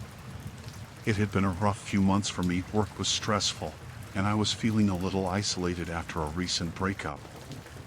I thought maybe something new would help me get out of the house, meet some people, and take my mind off things. The class was at a small, local studio that just opened in town. It wasn't anything fancy, but the instructor seemed nice, and I thought it would be a good fit for me. The first few sessions were great, nothing out of the ordinary. I wasn't particularly close with any of the other attendees, but there was one woman, Anna, who always seemed to be right next to me, no matter where I stood in the room. She was in her mid-30s, always dressed in matching athletic gear, and smiled a lot. At first, I just thought she was friendly, maybe trying to make friends like I was. But then, it started to get weird. A couple of weeks after joining, I was sitting in my favorite coffee shop, having a quiet morning before work, when I saw her again. Anna walked in, scanned the room, and waved when she saw me sitting by the window. I gave a polite wave back, but honestly, I wasn't expecting to see her there. The coffee shop was small, and it wasn't like it was close to the gym. I thought maybe it was just a coincidence, but I couldn't shake the feeling that she was making an effort to spot me. She came over and sat down without even asking if it was okay. She had a coffee of her own and started chatting about the class, asking how I'd been doing, what I thought about the latest workout, and if I was planning to attend the weekend class. I was caught off guard but just smiled and answered her questions. It wasn't like she was being rude or anything, she just seemed a bit too interested in my schedule. I figured maybe she was just one of those people who was overly friendly and wanted to connect. But the whole thing felt a little off. The next day, I went to the gym after work, and there she was again. Same spot, same workout gear. It felt like a weird deja vu. She smiled at me when I walked in, like she'd been waiting for me. I tried to brush it off as coincidence again, but it was starting to feel less and less like one. It was like she had a sixth sense for when I'd be there. We exchanged pleasantries, did the class, and when it was over, she was there at the water cooler, talking to me about how she planned to go for a run in the park afterward. I just nodded and tried to leave as quickly as I could. I didn't know what else to do. Then, things got even stranger. I work in a small office downtown, and one afternoon, while I was grabbing lunch at the cafe next door to my office, guess who I saw?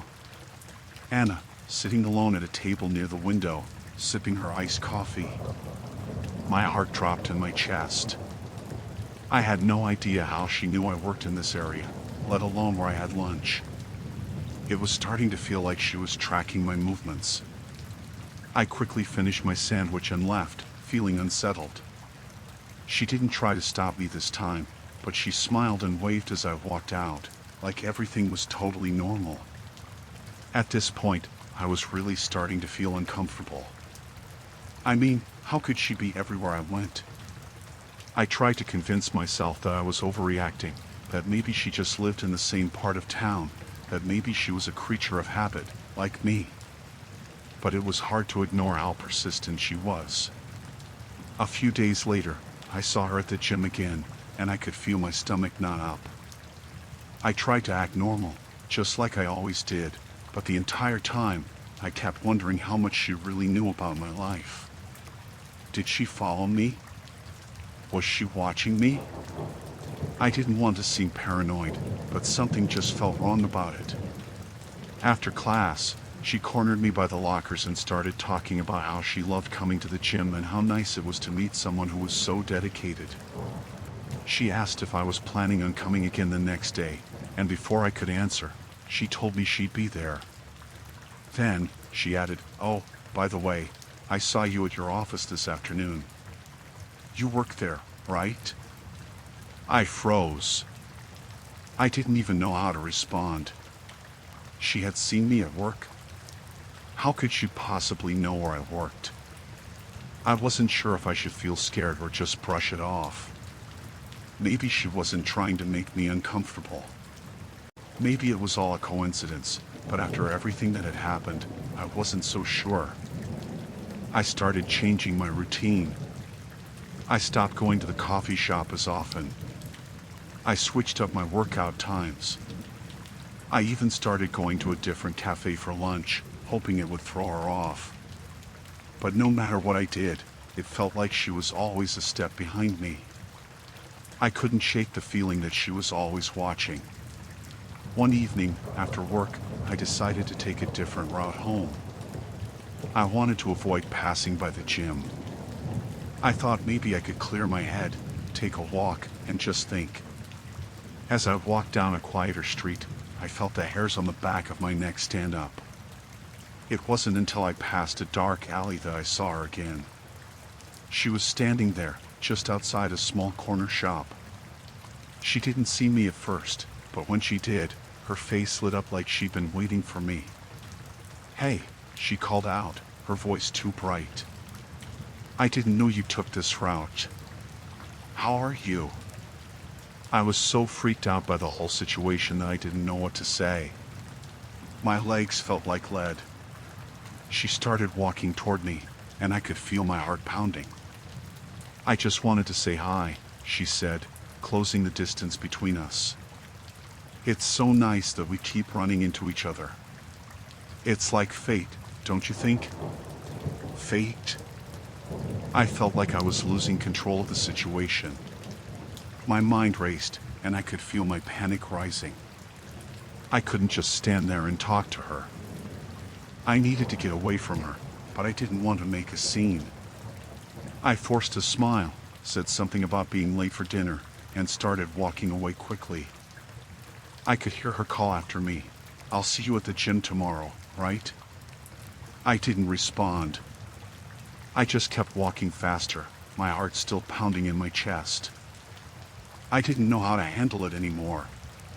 It wasn't just the fact that she kept showing up everywhere, it was how much she seemed to know about me.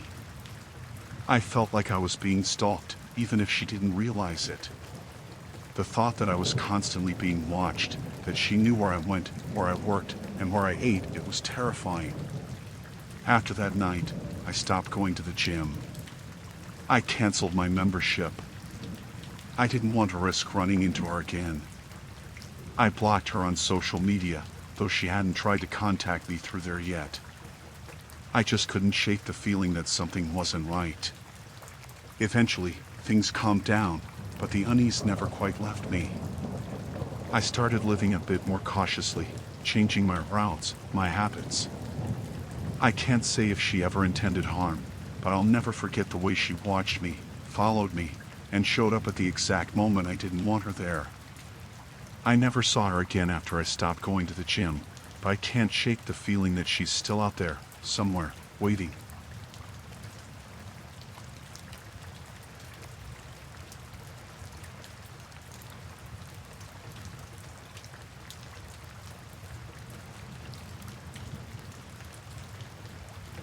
It started out as a simple decision.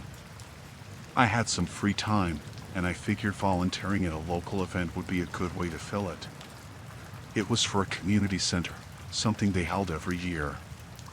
A few of my friends had volunteered in the past, so I figured I'd give it a shot.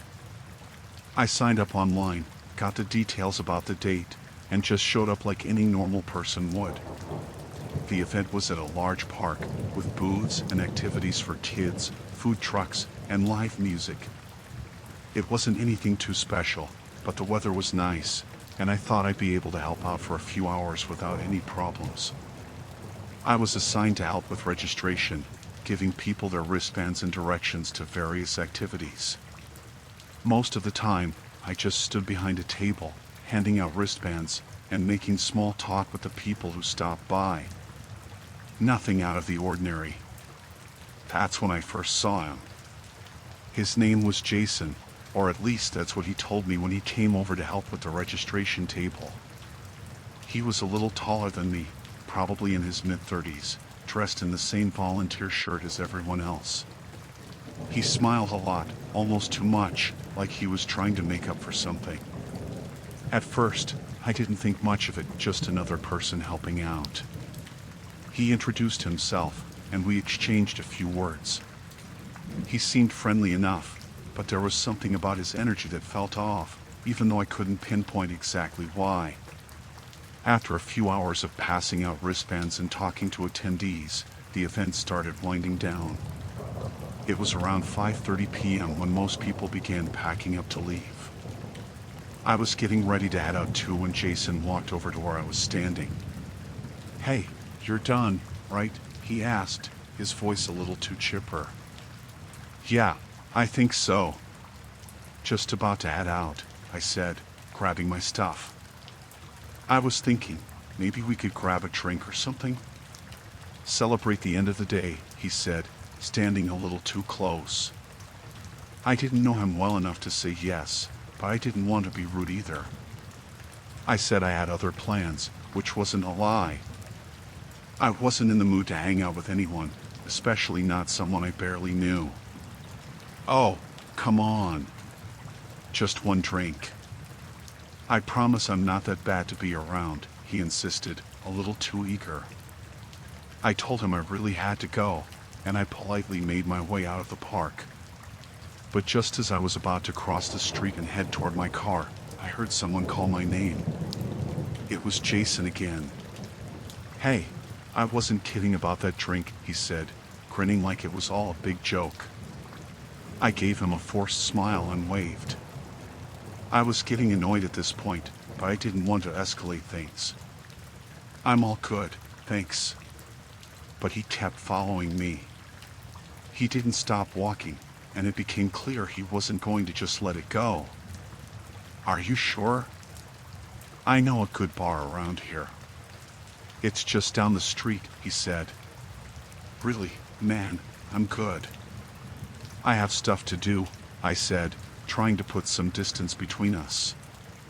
It was getting weird, and the fact that he was following me made me uneasy. I didn't like the way he kept insisting. He just laughed. Okay, I get it. You're busy. But you don't mind if I tag along, do you?" That's when I realized he wasn't just asking to hang out for a drink, he was trying to get me to engage with him, like he couldn't take no for an answer. I didn't want to be rude, but something in my gut was telling me to be cautious. I said I really had to get going, and this time, I walked faster. The next day, I didn't think much of it. I chalked it up to a weird experience, brushed it off, and went about my day. That's until I got a text message later that evening. It was from an unknown number. "Hey, this is Jason. I thought you'd like to know about a few spots in town you should check out. Here's a list of places you might enjoy." I was taken aback. Why was he texting me? I hadn't given him my number. And I definitely hadn't asked him to send me any recommendations. My initial reaction was confusion. How did he even get my phone number? I didn't respond to the message.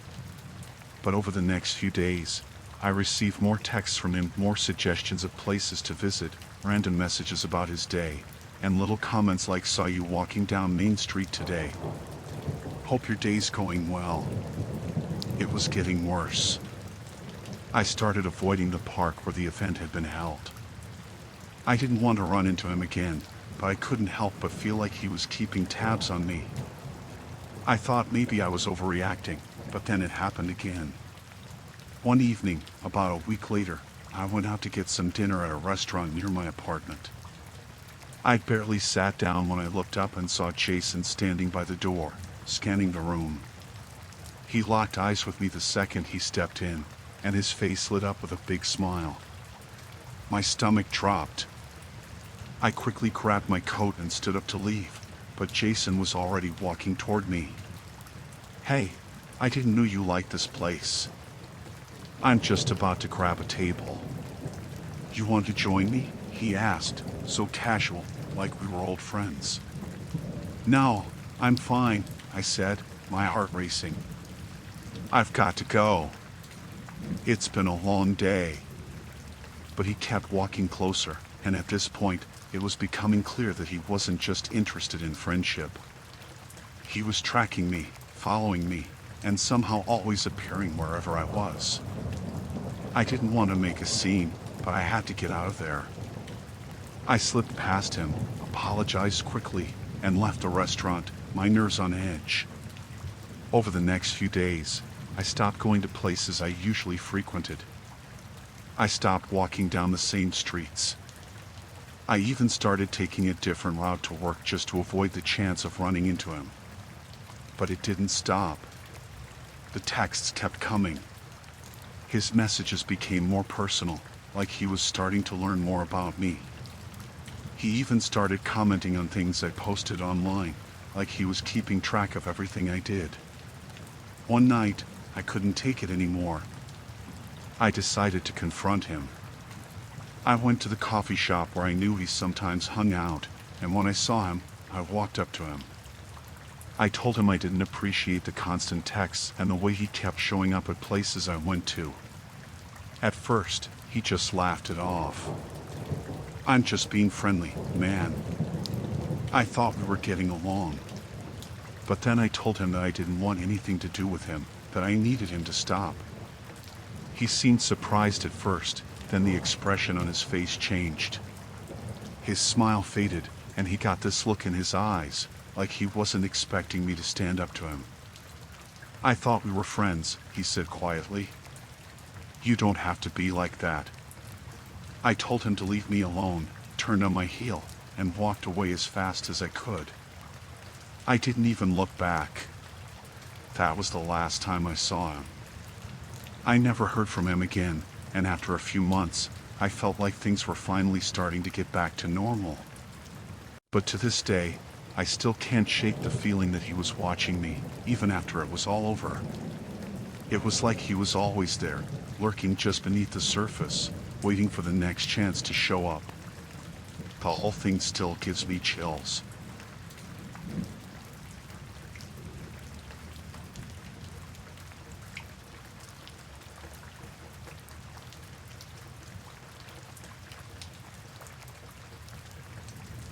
It happened about 6 months ago. I was working late, just trying to finish up some reports and get out of the office. I usually take the elevator down when I leave, don't really like the stairs, and the elevator's quick. This night, I was the last one in the office, so when I pressed the button, I was expecting to just ride down in peace and head home. But when the doors opened, there was a man standing inside. I didn't think much of it at first. He wore the maintenance uniform, dark blue with a name tag I didn't quite catch. I nodded at him, stepped inside, and pressed the button for the ground floor. I was tired, just wanted to get out of there. As the doors closed, he didn't press a button or say anything. I didn't think it was weird at first. Sometimes the maintenance people just ride along with you. But then, right as the elevator started moving, he turned to me and said, "We're gonna be stuck in here for hours." I laughed, thinking it was a joke. "Ah, really?" I said, glancing at the control panel. The elevator was moving fine, lights on, no issues. He didn't laugh. His face was serious, a little too serious. "Yeah," he said. "This thing always breaks down. We're gonna be here for a while." I felt my stomach tighten a little, but I tried to dismiss it. It wasn't unusual for an elevator to break down now and then, but it wasn't anything I needed to panic over.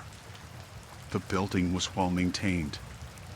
There was a slight shaking, a weird lurch, but the lights flickered, and everything stayed on. It seemed normal.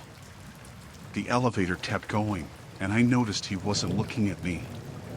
Instead, his eyes kept flicking back to the control panel, and then to the ceiling, like he was waiting for something to happen. Something about it made me uneasy, but I figured he was just a little on edge. Maintenance workers probably deal with all kinds of problems. But then the lights flickered again, and the elevator stopped with a jolt. I felt the sudden weight of the air in the small space. The floor indicator was still lit up, but the elevator wasn't moving. I pressed the emergency button, but the man didn't move. He just stood there, watching the panel. "Ah, are we stuck?" I asked, trying to keep my voice calm. I wasn't sure if I was more annoyed or scared. This wasn't a good situation, but I wasn't sure what to do next. He didn't respond immediately, just stared at the panel like it was going to fix itself. Then he looked up at me and said, "Told you. We're stuck. Could take hours." I didn't know what to say to that. I had assumed he was joking earlier, but now it felt real. I tried the emergency button again, but nothing happened. "Should we call for help?" I asked, still trying to keep my voice steady, though I was starting to feel the tension in my chest. He shrugged, like he didn't care. "They won't come. The system's down." That made no sense. The building had a whole emergency response system. There was no way no one would show up. The maintenance crew would be notified, and someone would be there within minutes, right? But this guy, he just stood there, his eyes fixed on the control panel. I didn't know what to do. I could feel the heat in the small space building, the air feeling thicker, suffocating. I glanced at the man again. His hands were clenched by his sides, and his breathing was uneven. I couldn't tell if he was scared or if something else was going on. "Hey, what's going on?" I asked again, trying to keep my voice firm but not make it sound like I was freaking out. "Is this some kind of joke?" His eyes snapped to me, and for a split second, I saw something in them, a weird, wild look that made my stomach drop. "You really think they'll help you?" he said, his voice suddenly low. "They won't. They'll leave us in here. It's always like this. It's always just the two of us." I laughed again, but this time it didn't feel right. "What do you mean, the two of us?" I asked, trying to hide how nervous I was starting to feel. He didn't answer right away. Instead, he turned back to the control panel, messing with the buttons again. His hands were shaking, and for a moment, I thought maybe he was just as scared as I was. But then he looked at me again and said, "We're gonna be here for a while. Hours. Could be longer." His eyes locked on mine, and there was something unsettling about the way he said it. Like he knew. I didn't know if I should argue or just shut up. Something in the pit of my stomach was telling me that this wasn't a normal situation.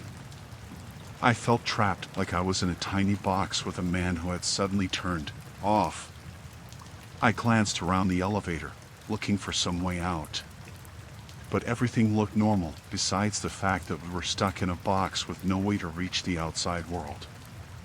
I pressed the emergency button again, but still nothing. I tried to keep my voice steady, but I felt it shaking. "What's wrong with you? What do you mean, the two of us? What's going on?" My words were coming out sharper than I intended, but I didn't care. Something about the way he was acting, the way he was looking at me, made my nerves jump into high gear. He grinned, but it wasn't a friendly grin. It was empty. "It's just us now," he said. He took a step closer, and I instinctively stepped back. "Just us in here, waiting. We'll be stuck in here for hours. I don't know how, but I knew I had to get out of there. This wasn't just some malfunctioning elevator. This wasn't just a worker having a bad day. Something was wrong with him, and I needed to leave before it got worse.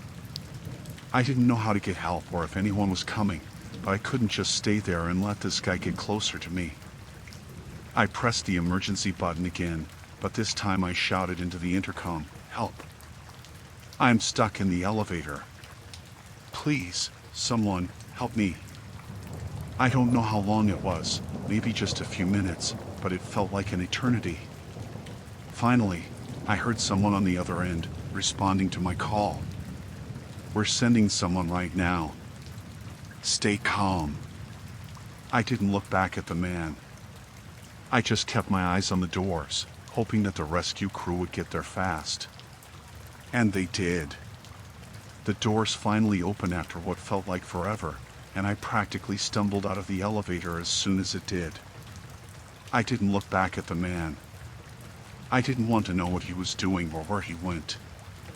I just got out of there. I haven't seen him since, but I still get a sinking feeling whenever I have to ride the elevator. I don't think I'll ever forget the way he looked at me that day. It wasn't normal. It wasn't just a malfunction. There was something else.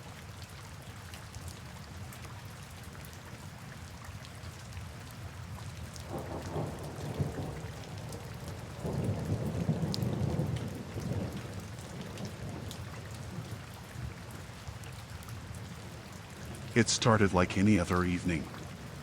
I had just finished a long shift at work, and all I wanted was to get home, unwind, and forget about the day.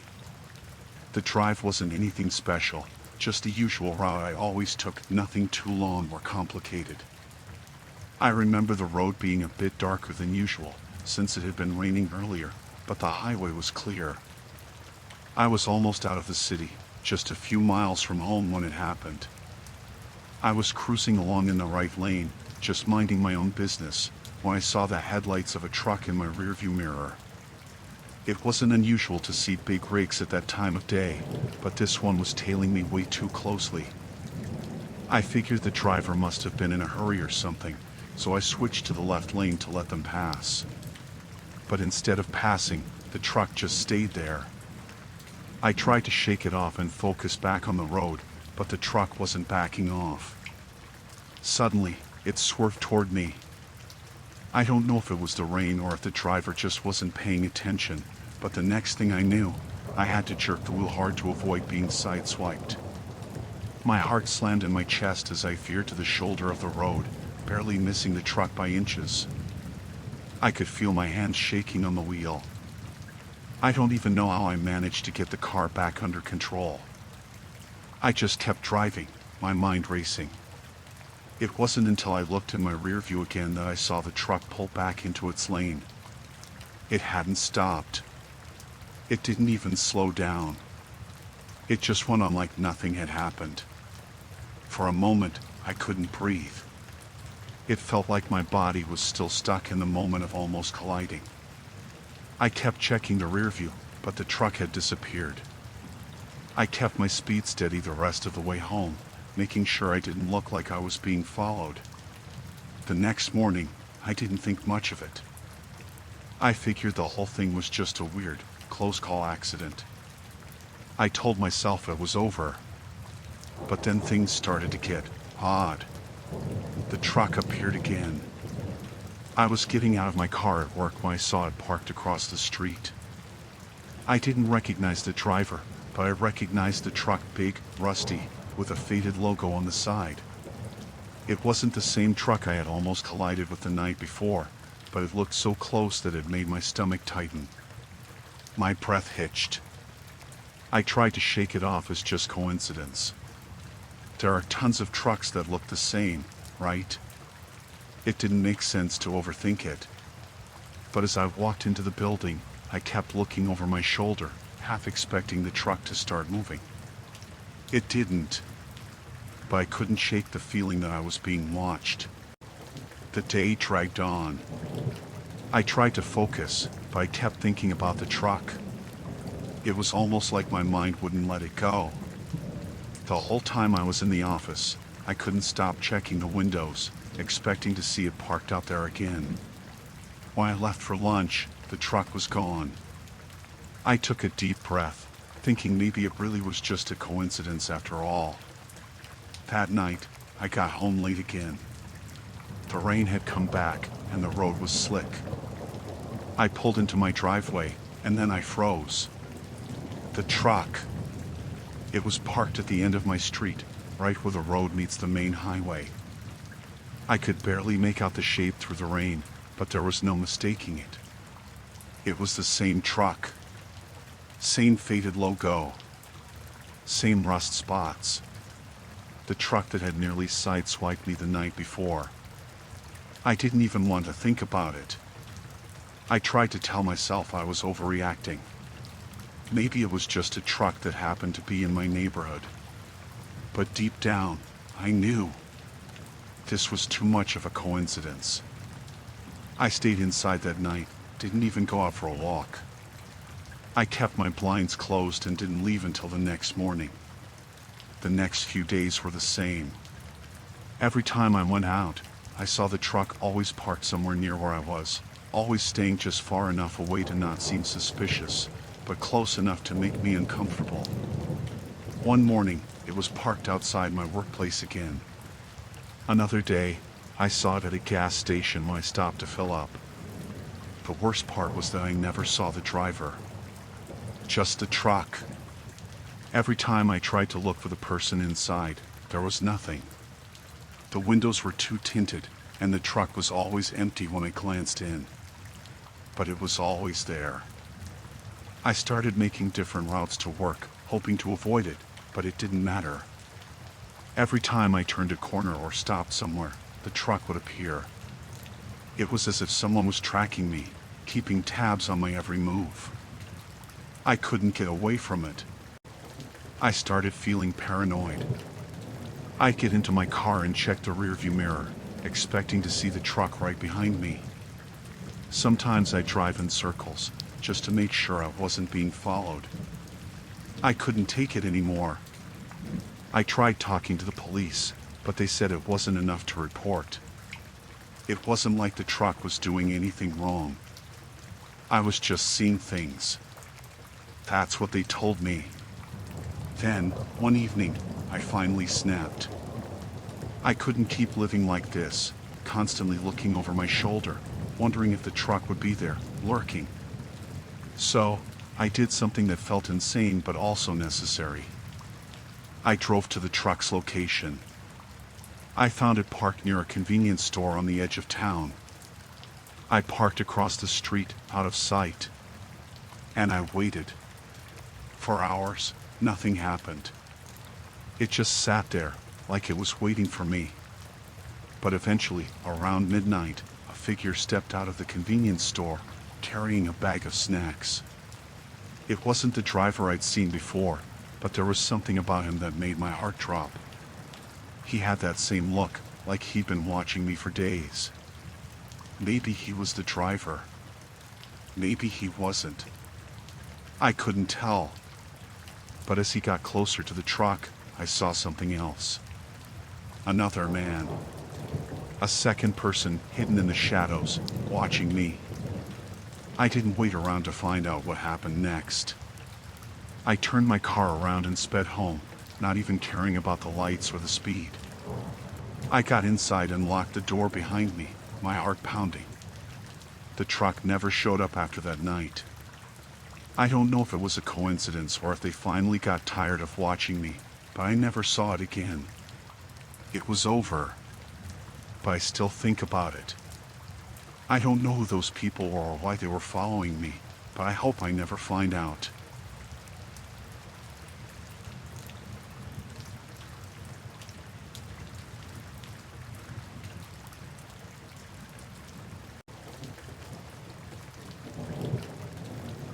It had been a long shift. The kind where you count down the minutes, just waiting for the clock to hit closing time. It wasn't that I didn't like my job, I did, but by the end of the night, I was always ready to be done. The store was quiet, the lights had been dimmed, and the last of the shoppers had trickled out long ago. I was just finishing up, wiping down the counters and checking the inventory list one last time. The store felt empty, just how I liked it after a hectic day. I was about to lock the front door when I saw someone approaching from the parking lot. It was a man, in his early 40s maybe, dressed in a jacket and jeans. He was walking quickly, and as he reached the door, I could already feel that uncomfortable pressure in the pit of my stomach. It wasn't anything specific, he didn't seem threatening at first. He was just alone, and I'd already done the closing checklist, which meant I was almost ready to leave. I paused for a moment, hesitating. The store was technically closed, but I had let people in after hours before, especially if they were quick and respectful. It wasn't the ideal situation, but I figured one more customer wouldn't hurt. I didn't expect any problems. I unlocked the door a crack, peeking out. "Hey, sorry, we're just about to close for the night," I said, giving him a polite smile. He looked at me, his expression neutral, but there was something about the way he glanced at the door like he was already calculating how much time he had. "Oh, I'm really sorry to bother you," he said quickly. "I just need a couple of things. I swear I'll be fast." Something about the way he said it made me hesitate for a moment, but then I reminded myself that I'd let others in before. Maybe I was just tired. "Well, all right. But I'll need to lock up after you're done." "Of course. I won't be long." He gave me a smile, one that seemed normal enough, but it didn't quite reach his eyes. I opened the door all the way and stepped back, letting him in. He walked past me, looking around the store. He didn't seem rushed at all, just strolling in like it was any other time of day. At first, everything seemed fine. He made his way to the back aisle where the cleaning supplies were, taking his time, picking a few things off the shelves. I went back to tidying up, trying to finish my last tasks, but I couldn't help glancing up every now and then, watching him from the corner of my eye. Then it happened. I heard a sudden sound, the rattle of an item hitting the floor, and looked up. The man was standing there, staring at me. His back was straight, his eyes narrowed. I felt a chill run through me. The shift in the atmosphere was almost immediate, like something had changed, but I couldn't put my finger on it. Everything all right?" I asked, my voice a little less confident now. He didn't answer right away. He just kept looking at me, and I started to get that sinking feeling in my stomach. "You know, you really shouldn't be working this late," he said suddenly, his voice low, almost too calm. I blinked, confused. Excuse me?" He took a step closer, and my heart rate kicked up a notch. "Just saying," he continued, his tone starting to change, "you don't want to be alone here. Late at night, in an empty store." I froze, his words cutting through the air like a blade. It was a weird thing to say, but I laughed it off, trying to make light of it. "Well, you know, it's part of the job. Got to close up the store somehow." I didn't know why I said that. It just came out automatically. But the smile that appeared on his face was no longer friendly.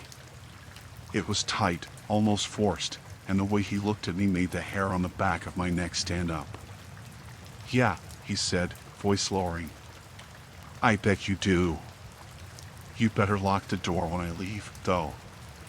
Don't want anyone else coming in."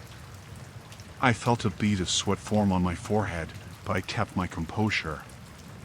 "Right. I'll lock it up as soon as you're done." But he didn't move. Instead, he took a step toward me, and something in his posture shifted.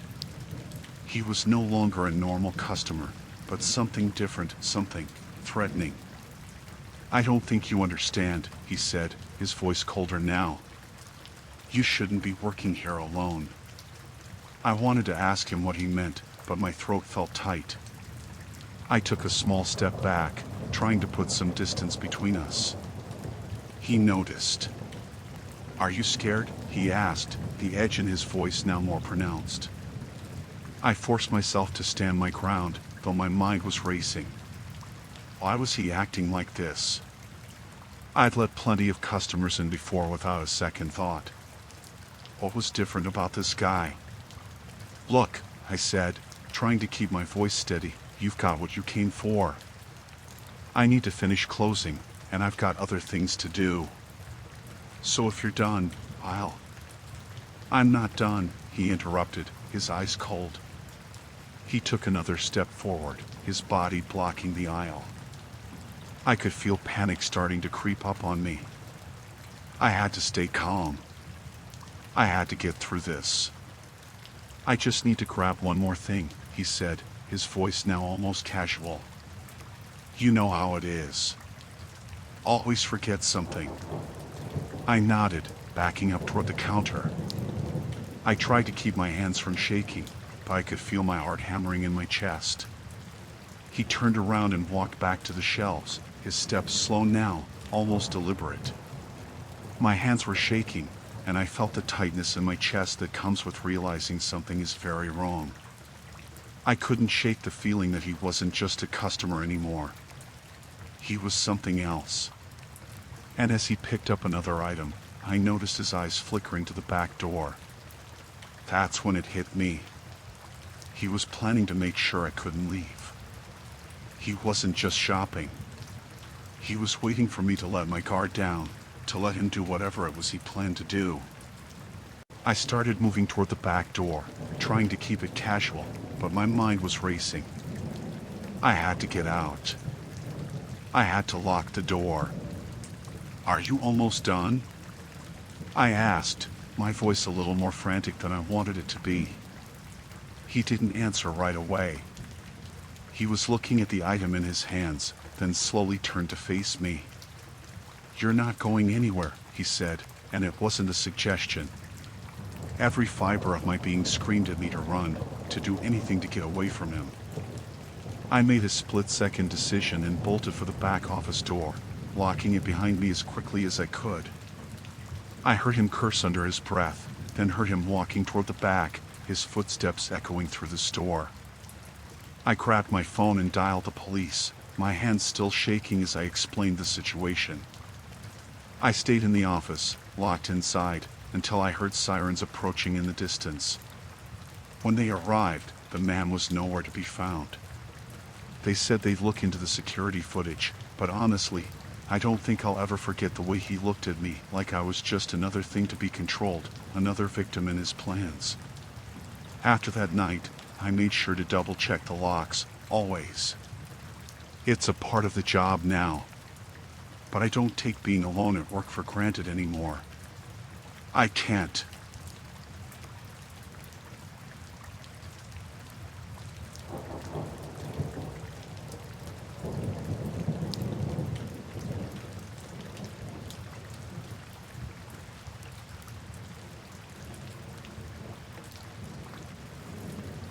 I'll never forget that day. It seemed like just another normal morning for a jog in the park, but everything changed the moment I stepped off the familiar trail. It was about 7 a.m. when I started my run. I've always enjoyed early morning jogs. It's peaceful, and the park is usually quiet at that hour. The air is crisp, the sun is just starting to rise, and there's something about the solitude that helps me clear my mind. It's always been a safe space, a place where I could just be. I know the paths by heart, the ones around the lake and the ones that loop through the wooded areas. It's never been a place where I felt nervous or concerned. As I passed the entrance to the wooded trail, I saw a man standing just off the path. He was pacing back and forth, looking down at the ground, seemingly anxious. I thought nothing of it at first. I'd seen other joggers and walkers before, so I kept going. But then I heard him call out, "Hey, excuse me. Can you help me out for a second?" I slowed my pace, not sure what he wanted. I looked over and saw that he was holding a leash, but there was no dog in sight. "Sure, what's up?" I asked, now slowing to a walk. "I lost my dog," he said. "I was walking him, and he ran off. I can't find him. Have you seen any dogs around here?" At first, I thought it was just an unfortunate situation. It happens. Dogs sometimes run off unexpectedly. The man looked distressed but not overly panicked. I've always been a dog lover myself, so I felt a little bad for him. I figured I could help. "No, I haven't seen one," I told him, "but I can keep an eye out if you'd like. I'm headed down this trail. Maybe I can help you find him." He nodded quickly. "That would be great. I've been walking for a while, but I haven't had any luck." He didn't seem dangerous at first. Just a guy who'd lost his dog. I figured he'd be fine if I kept jogging and offered to keep an eye out while I did so. I knew the area well, and I didn't mind trying to help someone. The man fell in step beside me as we walked down the trail. I didn't think much of it at first. We chatted about random things, mostly small talk. He mentioned his dog was a golden retriever, which made me smile. I love those dogs. But then his questions started to shift. "So, how far do you live from here?" he asked, his voice a little too curious. I was caught off guard. It wasn't an unusual question in itself. Lots of people make small talk about where they live, but his tone made me uneasy.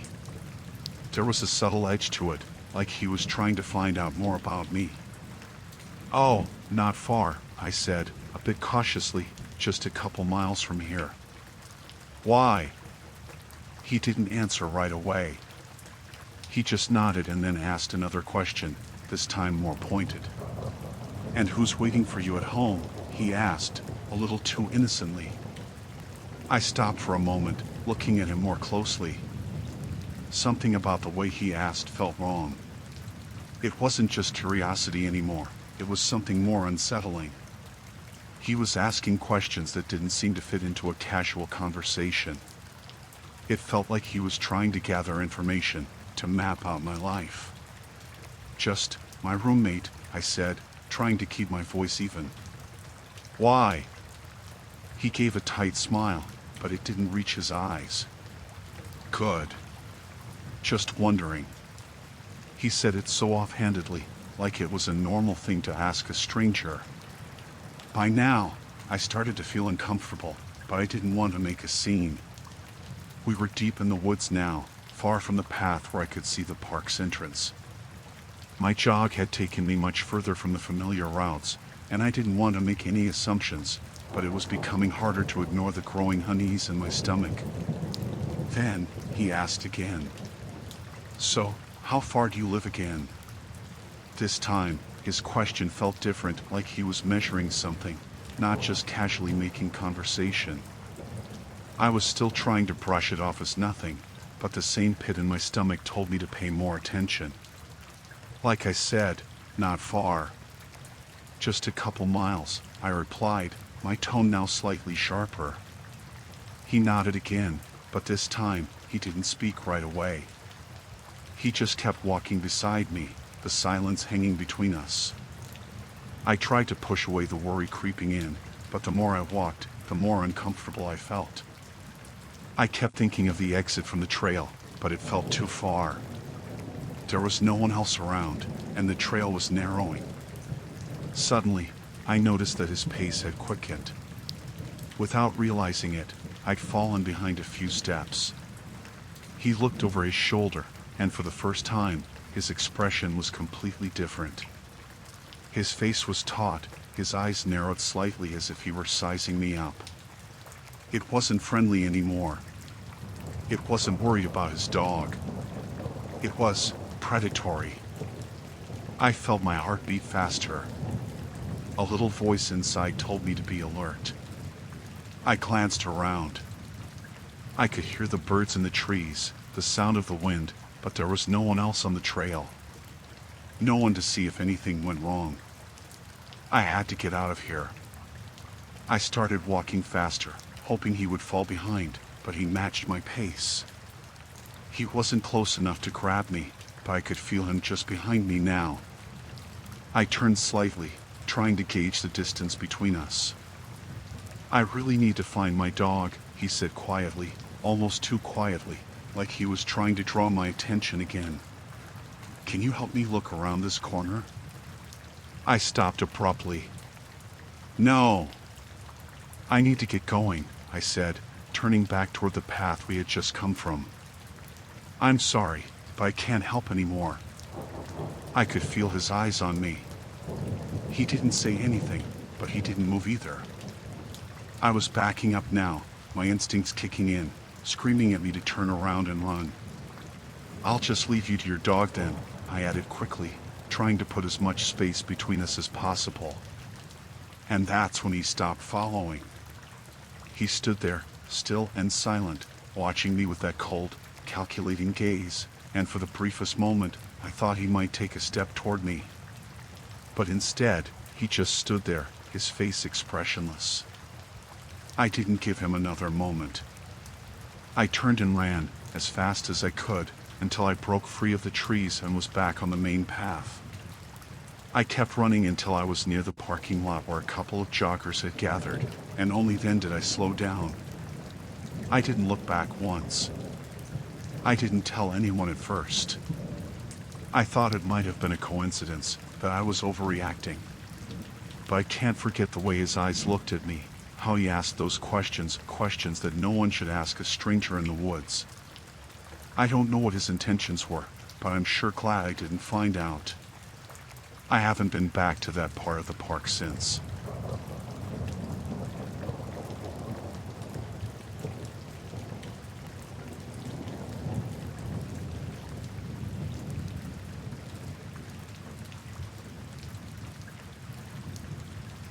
I went to the grocery store last week, just like I always do. It was a normal day, nothing strange, and I wasn't in a hurry. I parked near the back of the lot because it was crowded, but that didn't bother me. I kind of like the walk, it gives me a moment to breathe before diving into errands. The store was busy, so it took me a little longer than usual to get everything I needed. When I came out, it was starting to get dark. The street lights in the parking lot were on, but they didn't do much. You know that kind of half-light where you can see, but everything feels off? That's how it was. I walked to my car with my bags in hand, not thinking about much, just going through the motions. I noticed a piece of paper stuck under my windshield wiper when I got close. It was one of those bright yellow flyers, the kind you'd expect to see for a car wash or some event. At first, I didn't even think it was odd. People leave stuff like that all the time. I set my bags in the back seat and walked around to grab the flyer. It was stuck under the wiper pretty good, so I had to tug at it. While I was pulling it free, I heard footsteps behind me. Not the kind you hear from far away, but close, too close. I froze for a second, just holding the flyer, and then I turned my head. There was a man standing there, maybe a few feet away. He wasn't holding anything, didn't look like he worked there, and he didn't say anything right away. He just stood there, staring at me. He looked normal enough, jeans, a jacket, dark hair, but something about the way he was standing made me feel like I was in trouble. "Hey," he said finally, his voice calm but low. "You need help with something?" I shook my head. "No, I'm good. Thanks." My voice came out steadier than I felt, but my heart was starting to race. He wasn't smiling or anything, just looking at me like he was waiting for something. I tried to brush it off, turned back to my car, and tossed the flyer into the passenger seat. When I reached for the door handle, I felt his hand grab my arm. Not rough, but firm, like he'd done it before. My first instinct was to pull away, but he was strong. "You're coming with me," he said. Still calm, still too quiet. His tone made my stomach turn. "No, I'm not," I managed to say, yanking harder. I was starting to panic now, and my mind was racing. He didn't look angry or frustrated, just determined. Like he already knew how this was going to go. I didn't even see the van until he started pulling me toward it. It was parked just a few spaces down from my car, one of those older white ones with no windows in the back. The kind you see on TV and know to avoid. My heart was pounding so hard I thought I might faint, but I knew I couldn't let him get me in that van. I screamed. Loud. As loud as I could. I didn't care who heard, I just needed someone to notice. He didn't flinch, just kept pulling me toward the van like my screaming didn't matter. That scared me more than anything because it felt like he'd done this before, like he knew how to handle it. I kicked at him, struggled, tried to twist free, but his grip didn't loosen. He was dragging me now, my feet barely staying under me. The van's side door was open, and I could see the inside, a mess of blankets, rope, and something that looked like duct tape. My mind was screaming at me to fight harder, but I felt so weak, like I wasn't strong enough to stop him. Then I remembered my keys. They were in my pocket, and I reached for them blindly, my fingers shaking so much it took me a second to get them out. I didn't think, just swung my arm and jabbed the sharp end of the key into his hand as hard as I could. He yelled. For the first time, he made a noise, and his grip loosened just enough for me to wrench free.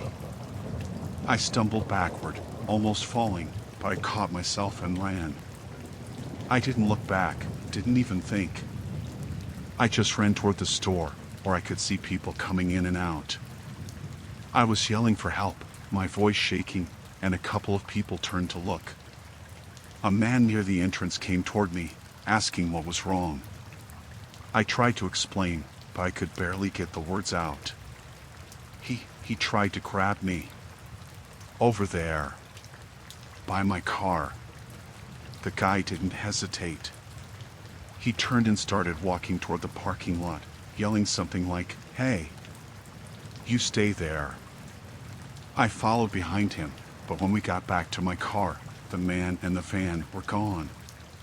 My groceries were still in the back seat, my keys on the ground where I dropped them. My hands were shaking so bad I could barely pick them up.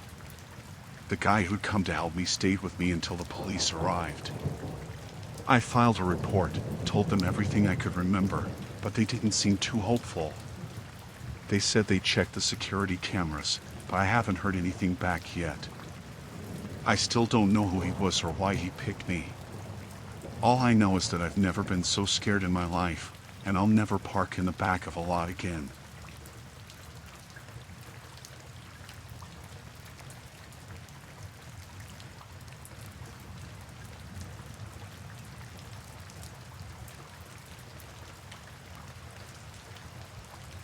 It started a week ago, but I still can't get the images out of my head. I don't know if I'll ever be able to forget what happened. I had surgery.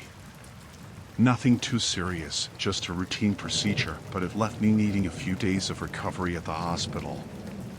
My doctor assured me that everything would be fine.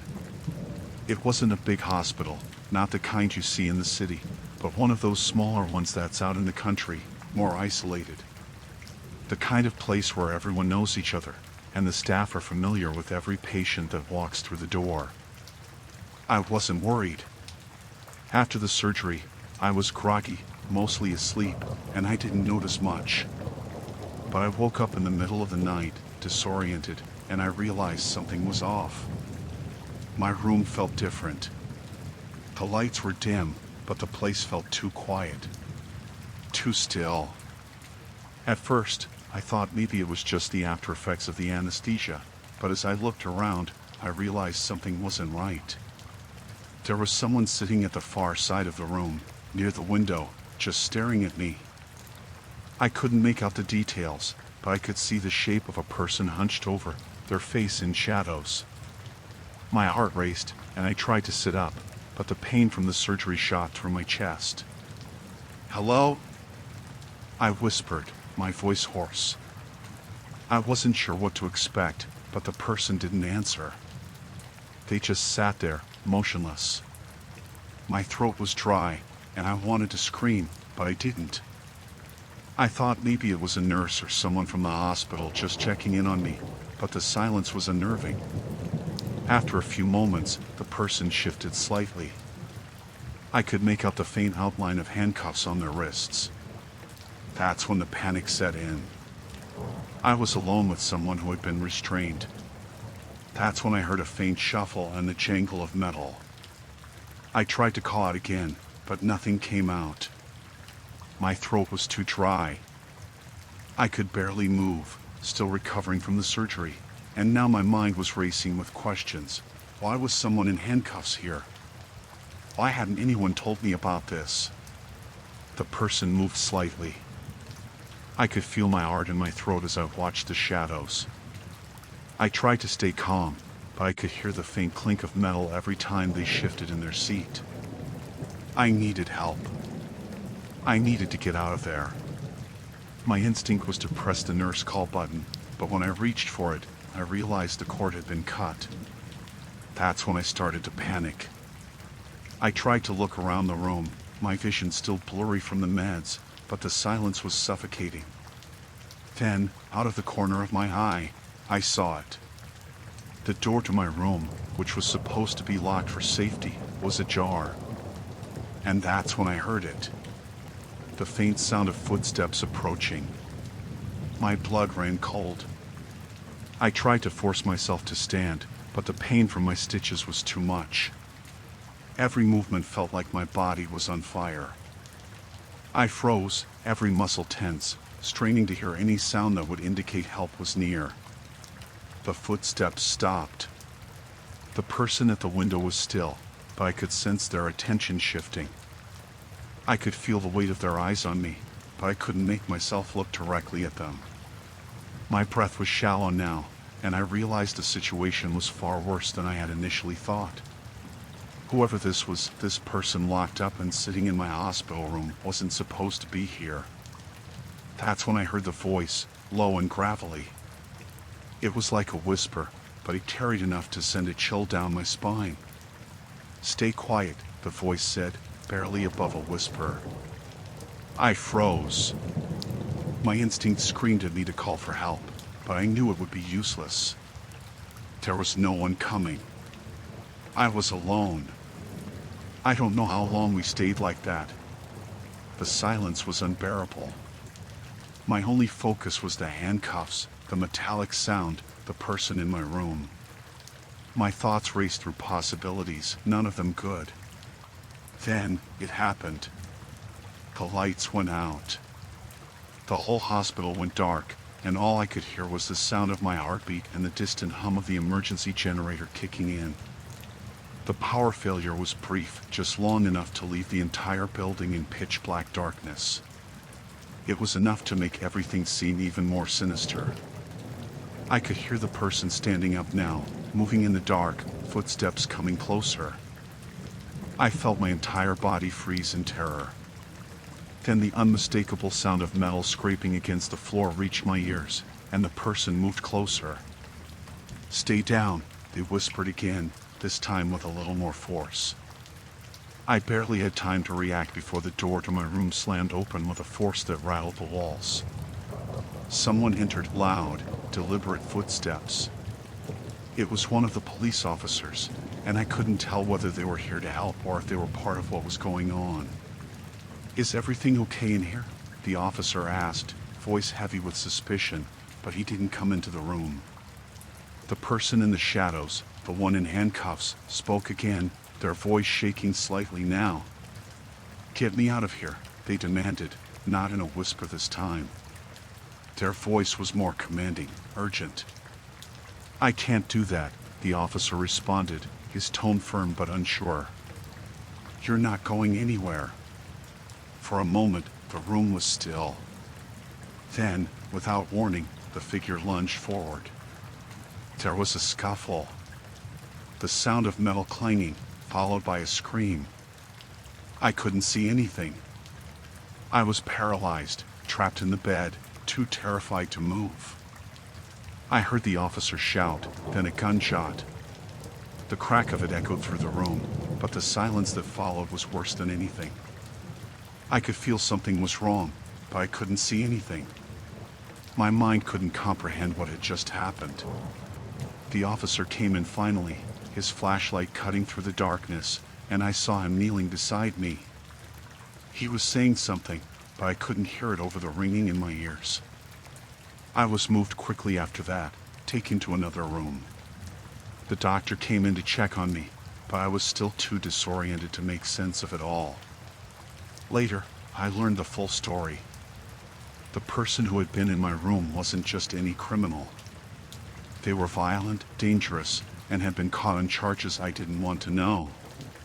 The officer had been keeping them in my room by mistake. They'd been placed in the wrong ward. The power outage had been the perfect opportunity for them to escape, except they didn't expect the officer to intervene. But by then, it was too late for me. I couldn't erase the memory of that night, the feeling of being trapped in a room with someone who should never have been there. It took weeks for me to feel safe again. And I still don't trust hospitals. The whole thing still feels unreal. But it happened, and I don't think I'll ever be able to forget it.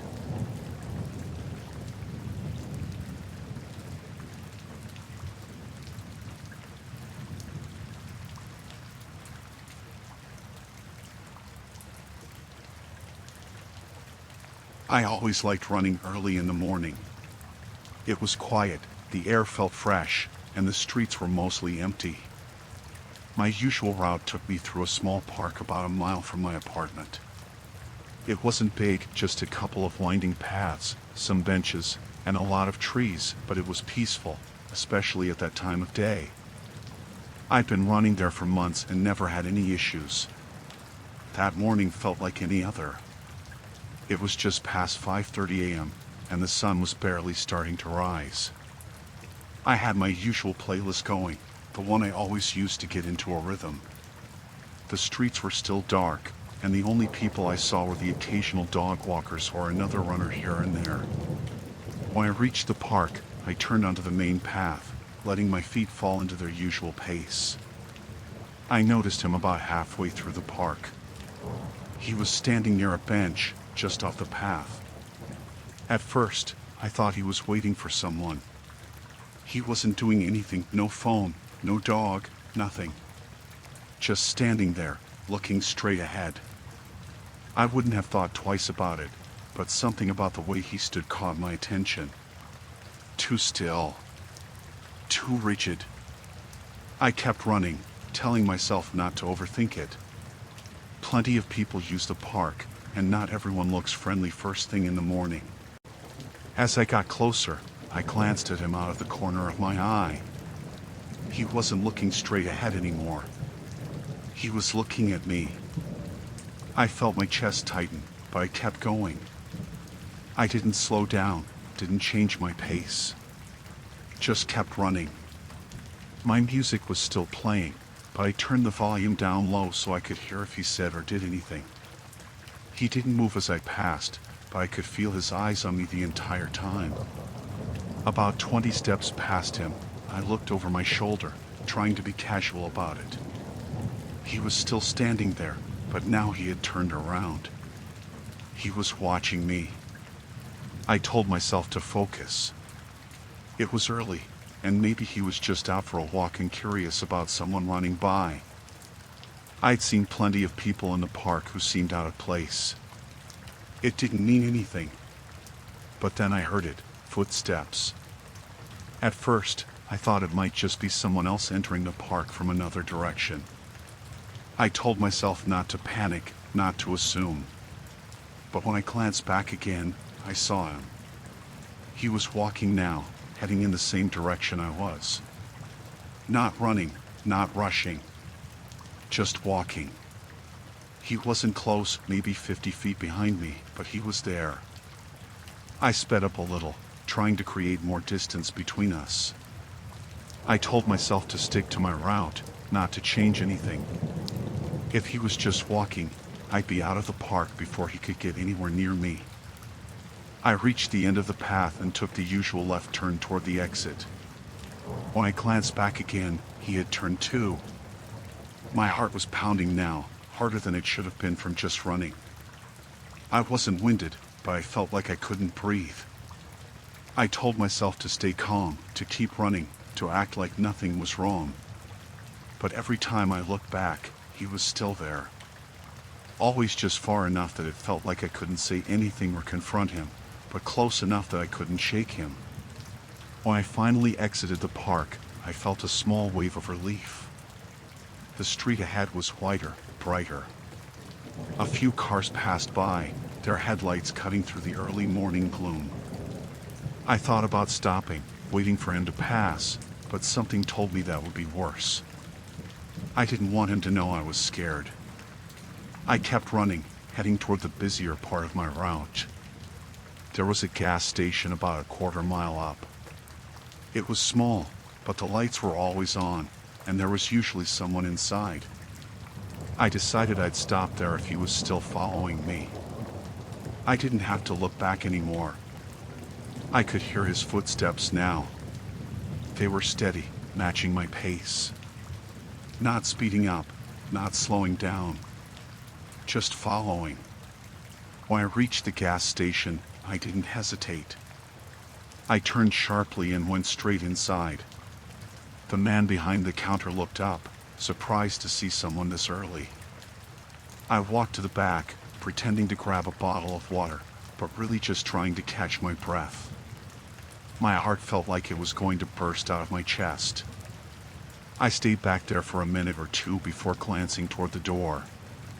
He was standing outside. He wasn't looking in, just standing by the edge of the parking lot, like he was waiting for me to come out. His hands were in his pockets, and his head was tilted slightly, like he was listening for something. I didn't know what to do. I couldn't stay in the gas station forever, but I didn't want to leave while he was still there. The man behind the counter asked if I needed help, and I almost told him what was going on. But what could he do? Call the police because someone was walking behind me? After a few minutes, the man outside moved. He didn't leave, just shifted closer to the building, standing by the corner where I couldn't see him unless I walked out. That's when I knew I couldn't stay silent anymore. I walked to the counter and told the clerk there was a man outside who had been following me. I tried to keep my voice steady, but I could hear the fear in it. The clerk frowned, looking toward the door, then nodded. He told me to stay inside while he went to check. I watched as he stepped out, looking around. The man was gone. The clerk came back in and told me there was no one there, but I could tell he believed me. He asked if I needed him to call someone or if I wanted to wait for a ride. I nodded, pulling out my phone to call a friend. I didn't care that it was early.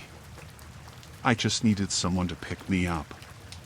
While I waited, I stayed near the counter, my eyes glued to the parking lot.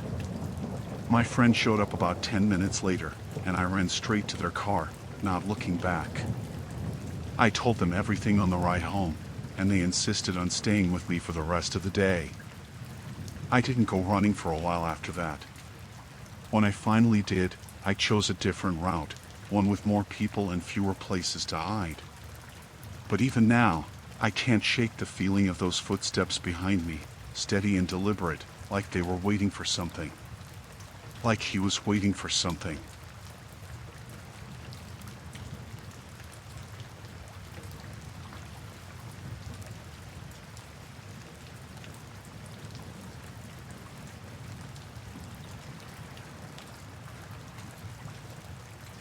It's hard to know where to begin with this.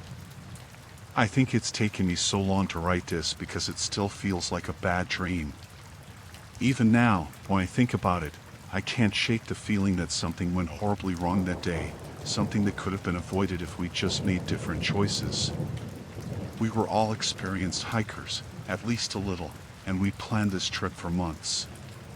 The idea was to camp in the mountains for a weekend, just to disconnect from everything. It was supposed to be simple.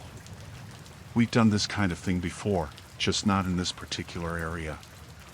The weather had been fine the whole trip, and the first couple of days went off without a hitch. We had our laughs, We cooked our meals over a fire, and everything felt normal, almost too normal. By the third day, we were packing up to head back. It was late afternoon, and we had been moving slowly through the trails, not wanting to rush. But when we reached a certain point, one of the guys, Mark, suggested taking a shortcut. He'd been to this area a few times before, and apparently, this canyon was a faster way back to our camp. We all thought it was a good idea. We had a little time to spare, and the weather was holding up. It seemed like a quick detour that would save us some hours. None of us thought twice when Mark led the way. The canyon was narrow, with sheer rock walls on either side, but it didn't look dangerous. In fact, it looked beautiful in a way, like something out of a postcard. We walked through, chatting and laughing, taking in the view, oblivious to how quickly the time was slipping away. It wasn't until we'd gotten about halfway through that we noticed something wasn't right. At first, it was just a small sound, like gravel shifting behind us. Then it happened again. And again. It was almost like something was moving behind us, but when we turned around, there was nothing there. I remember feeling uneasy but brushing it off as nothing. Maybe just the rocks shifting, or the wind, who knows? But as we kept walking, the sound grew louder. It was like it was getting closer, and I could tell by the looks on everyone else's faces that they were starting to feel it too. But Mark, he didn't seem concerned. He kept saying it was nothing and urged us to keep going. We trusted him. That was our first mistake. I'm not sure what exactly happened after that. Maybe the sound was the beginning of it, or maybe it was just bad luck. But all of a sudden, the ground beneath us started to shake. It wasn't just a small tremor. The rocks above us began to shift, and before any of us could react, the entire side of the canyon gave way. I remember the sound first, the screech of stone scraping against stone, the crashing and rumbling as the rocks began to tumble down. And then the dust. It was like the world went gray all at once. I couldn't breathe, couldn't see, and I remember feeling the ground jerk beneath me. The next thing I knew, I was on the ground, trying to cover my face from the dirt and rocks. I could hear the others yelling, but everything was muffled. The chaos was overwhelming, like the world was collapsing in on itself. When the dust finally started to settle, I opened my eyes. The canyon walls had changed. What had once been a clear path was now a mess of rocks and debris, completely blocking our way. Mark was the closest to me, his face covered in dirt, but he was alive. I could see he was trying to stand, his legs shaky. We all helped each other up, but the reality of the situation hit hard. We were trapped. The narrow canyon we'd been walking through was now impassable, and there was no way to climb out. I remember looking up and realizing that the canyon walls were too steep, too smooth to climb. And no matter how many times we shouted, no one came. We were completely alone. There were no other hikers, no signs of life, just the sound of the wind and our panicked breathing. I looked around at the others. We had a few supplies of water, some food, our basic camping gear, but nothing that could help us get out of there. The worst part was the silence. It felt like we were miles from help, and in that moment, it hit me that no one knew where we were. We hadn't checked in with anyone, and I wasn't sure anyone even knew which way we'd gone. We hadn't planned for something like this. The first few hours were spent trying to move the rocks, trying to dig our way out, but it was useless. Every time we thought we'd found a way through, more rocks would shift, making it harder to get through. We had enough water to last us a while, but that didn't make the fear go away. It was becoming clear that our time was running out. We couldn't stay here. We needed to get out. By nightfall, things got worse. It was already getting cold, and the air was thick with dust. We huddled together for warmth, but I could tell we were all exhausted. Mark was the one trying to keep everyone calm, but even he seemed rattled. No one said it out loud, but we all knew it. We were stuck. No one was coming to help, and the rocks above us could still fall. We rationed the food and water, but with the days dragging on, it didn't seem like it would be enough. The next morning, we made a decision. There wasn't much we could do at that point, but we had to try something. We needed to get to higher ground to see if we could find a way out. But even that felt like a stretch. As we moved toward the top of the canyon, trying to find a way through the rocks, one of the guys, Sam, tripped and twisted his ankle. It wasn't just a sprain. The way he screamed when he fell, I knew it was bad. We had to stop and tend to him, and that delayed us even further. But in the back of my mind, I knew that we were running out of time. The reality was starting to sink in. After a few days, when it seemed like we might not make it out, something changed. We had all been silently wondering if it was possible that we weren't alone in this canyon. The silence around us was so complete that it felt unnatural. And then, one afternoon, Mark disappeared. I don't know how he did it. I don't know if he was trying to find help, or if he'd just gone crazy, but he was gone. He'd left without a word. We searched for hours, but there was no sign of him. It felt like he just vanished.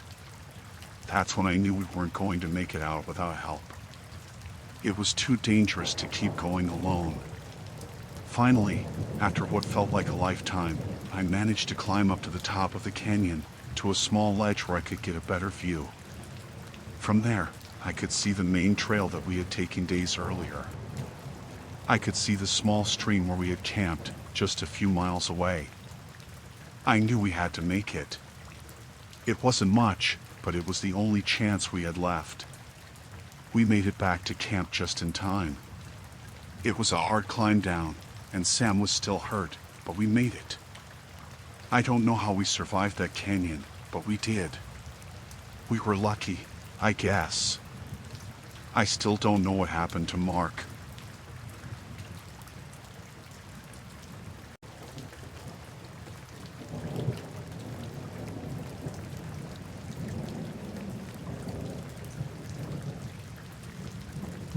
We'd all gone out camping to this spot one of us had found online, tucked way back in the woods off some dirt road.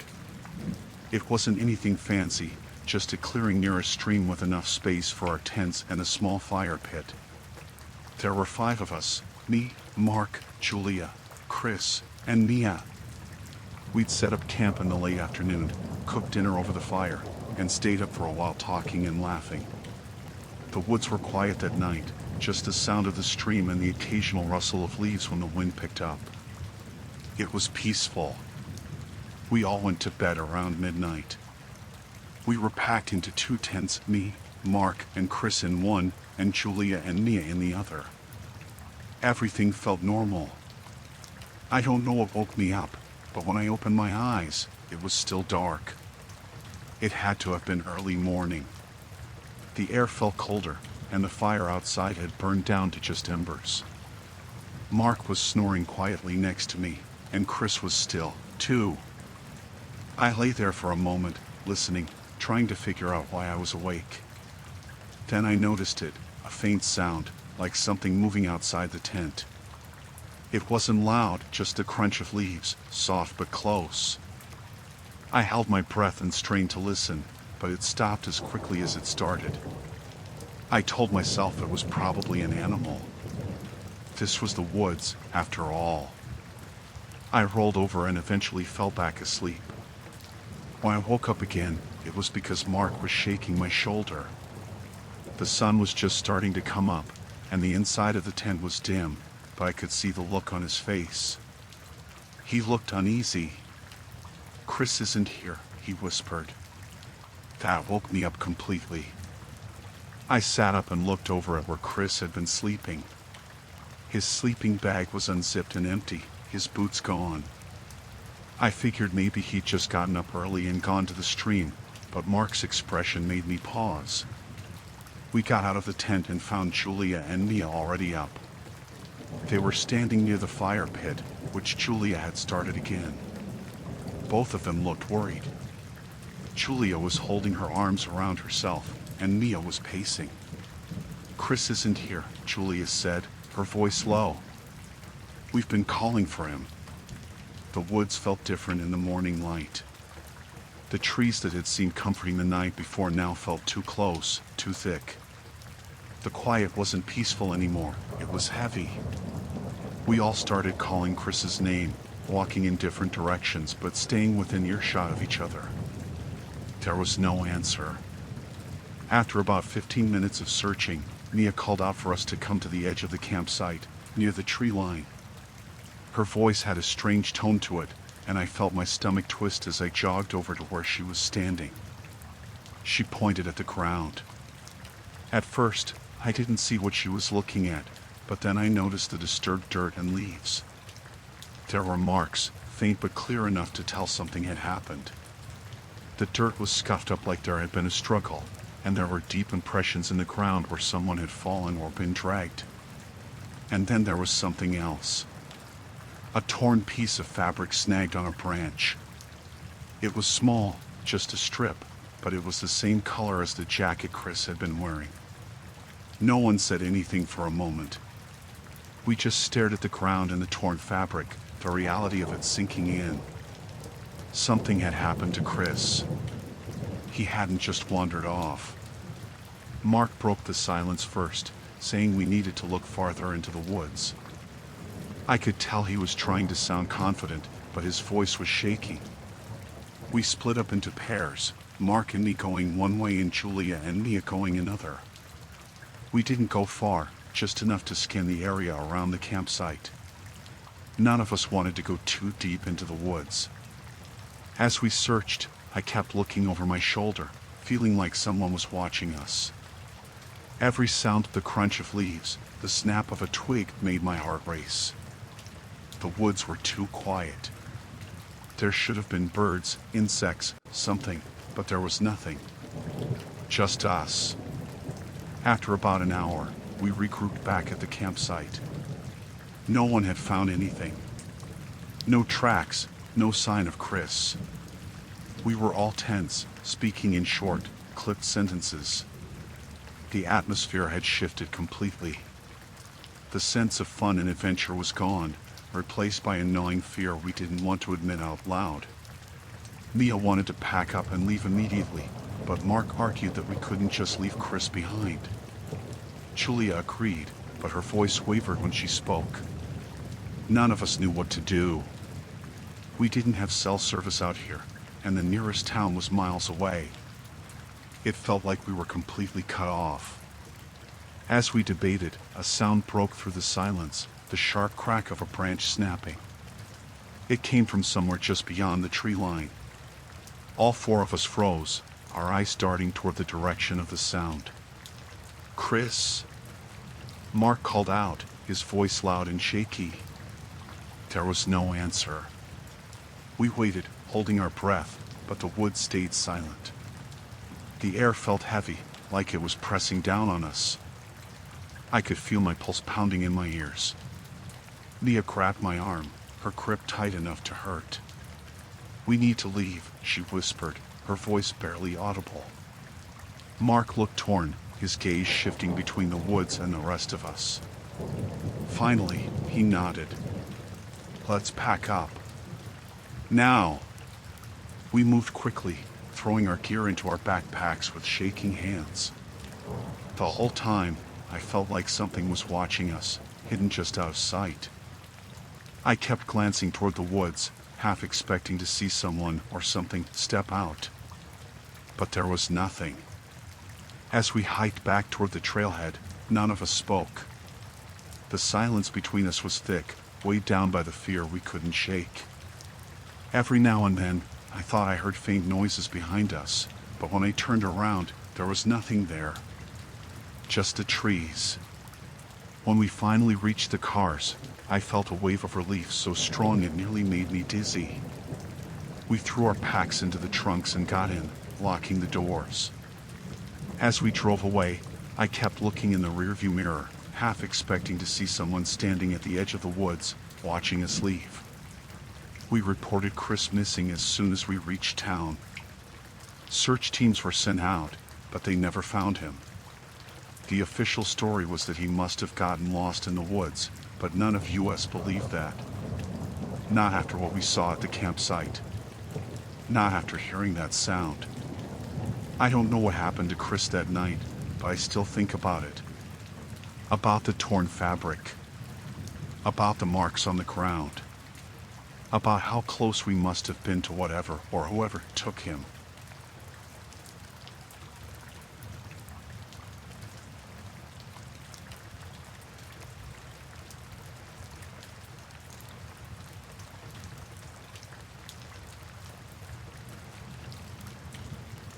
We got home earlier than planned because the dinner at the restaurant wrapped up quicker than we thought. My wife and I were both in a good mood, laughing about some silly joke the waiter had made. As I unlocked the front door, the house was quiet, which struck me as odd. Normally, we'd hear the faint sound of cartoons or our son's little giggles from the living room. When we stepped inside, the babysitter, Claire, was standing in the middle of the hallway.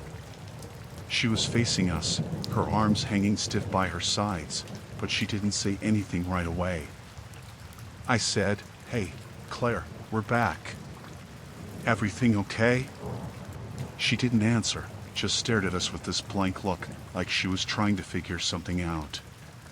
My wife nudged me, giving me a look like, "What's up with her?" Before I could say anything else, Claire moved toward the door behind us and locked it. Her movements were deliberate, not hurried, but very precise. The sound of the deadbolt clicking felt louder than it should have in the silence. I asked her, "Why'd you lock the door?" She turned back to face me, her eyes wide now, but not scared, more like alert. "I don't think it's safe to leave yet," she said, her voice low and steady. "Safe? What do you mean?" my wife asked, stepping closer to me. Claire glanced toward the staircase, then back to us. "I heard something upstairs," she said. "I didn't want to panic your son, so I stayed down here with him." That sent a chill through me. "You didn't check?" I asked. She shook her head. "No, I thought it'd be better to wait for you to get back." I glanced at my wife. Her face was pale, her mouth slightly open like she was about to say something but didn't know what. "Where's Jason?" I asked, referring to our son. "He's asleep in his room," Claire said quickly, almost too quickly. "I checked on him a few minutes ago. He's fine." I wanted to believe her, but something about her tone made my stomach twist. It wasn't just what she said, it was the way she said it, like she was trying to convince herself as much as she was trying to convince us. I looked toward the stairs. The hallway leading to the bedrooms was dark, the kind of darkness that feels heavier somehow when you're already on edge. My wife started to move toward the staircase, but Claire stepped in front of her. "I really don't think you should go up there right now," she said firmly, almost like she was scolding her. "What are you talking about?" my wife snapped. "That's my son up there." Claire didn't move. "I can't let you," she said, her voice quieter now but still firm. "Not until I'm sure it's safe." I was starting to get angry, but more than that, I was scared. I didn't understand what was happening, and the way Claire was acting didn't make any sense. She'd always been this sweet, calm girl who our son loved. This was completely out of character for her. "Move," I said, my voice sharper than I intended. "We're going upstairs." She looked at me for a long moment, then sighed and stepped aside. "Just be careful," she said. Her tone wasn't threatening, but it wasn't exactly reassuring either. We went up the stairs together, my wife clutching my arm. The floor creaked under our feet, every sound magnified in the quiet. When we reached Jason's room, I pushed the door open slowly. He was there, curled up under his blanket, his chest rising and falling in the soft glow of his nightlight. Relief washed over me, but it was short-lived. Something wasn't right. I couldn't put my finger on it, but the air in the room felt wrong. Heavy. I backed out of the room, closing the door as quietly as I could. My wife looked at me, her eyes questioning. I just shook my head, not wanting to speak out loud. As we turned to head back downstairs, we heard a faint sound, like a soft rustling, coming from the hallway closet. My wife grabbed my arm tighter, her nails digging into my skin. Claire's words echoed in my head. I heard something upstairs. I stepped toward the closet, my heart pounding so hard I could feel it in my throat. My wife whispered, "Don't," but I ignored her. I had to know. I reached out and grabbed the doorknob, my hand trembling. Slowly, I turned it and pulled the door open. The closet was empty, just coats and shoes. I let out a shaky breath, feeling both relieved and a little ridiculous. But then, as I was about to close the door, I noticed something. One of the coats was moving, ever so slightly, like it had been brushed by something or someone. I yanked the coat aside, and there, crouched in the shadows, was a man. He was filthy, his clothes torn and stained, his eyes wide and wild. Before I could react, he lunged at me, knocking me back into the hallway. My wife screamed, and Jason started crying in his room. The man didn't say anything, just scrambled to his feet and bolted down the stairs.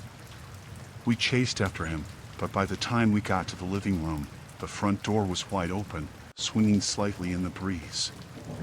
Claire was gone too. We called the police, of course. They came, searched the house, and took our statements. They said Claire was probably just scared and ran when the man did, but that didn't sit right with me. The way she acted, the way she tried to keep us from going upstairs, it felt like she knew he was there. Like she was trying to protect him or keep us from finding out. We never saw her again.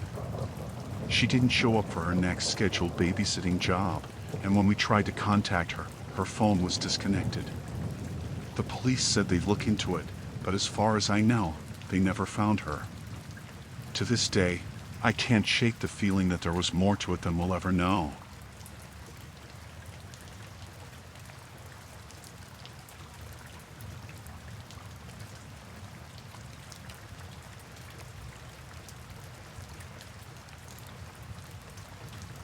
I don't know why I remember everything about that night so clearly. Maybe it's because it was the last time I ever went to a party like that.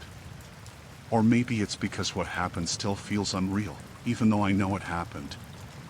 I'm not really a party person, but I went because a few friends from work were going, and I needed a break from the usual routine. You know how it is, you get tired of the same old thing and want to mix it up. It was a house party, nothing special, and it was already past midnight when I arrived. I wasn't expecting anything out of the ordinary, just a group of people having drinks, playing music, laughing, that kind of thing. The house was in a quiet neighborhood on the edge of town, far enough from the main strip to be isolated but close enough that people could walk there if they wanted to. The hosts, a couple of guys I didn't know that well but had met through my friend Jake, greeted me at the door. They were in their late 20s, a bit younger than me, but they seemed friendly enough. I said my hellos and stepped inside. The place was packed, there were at least 20 people.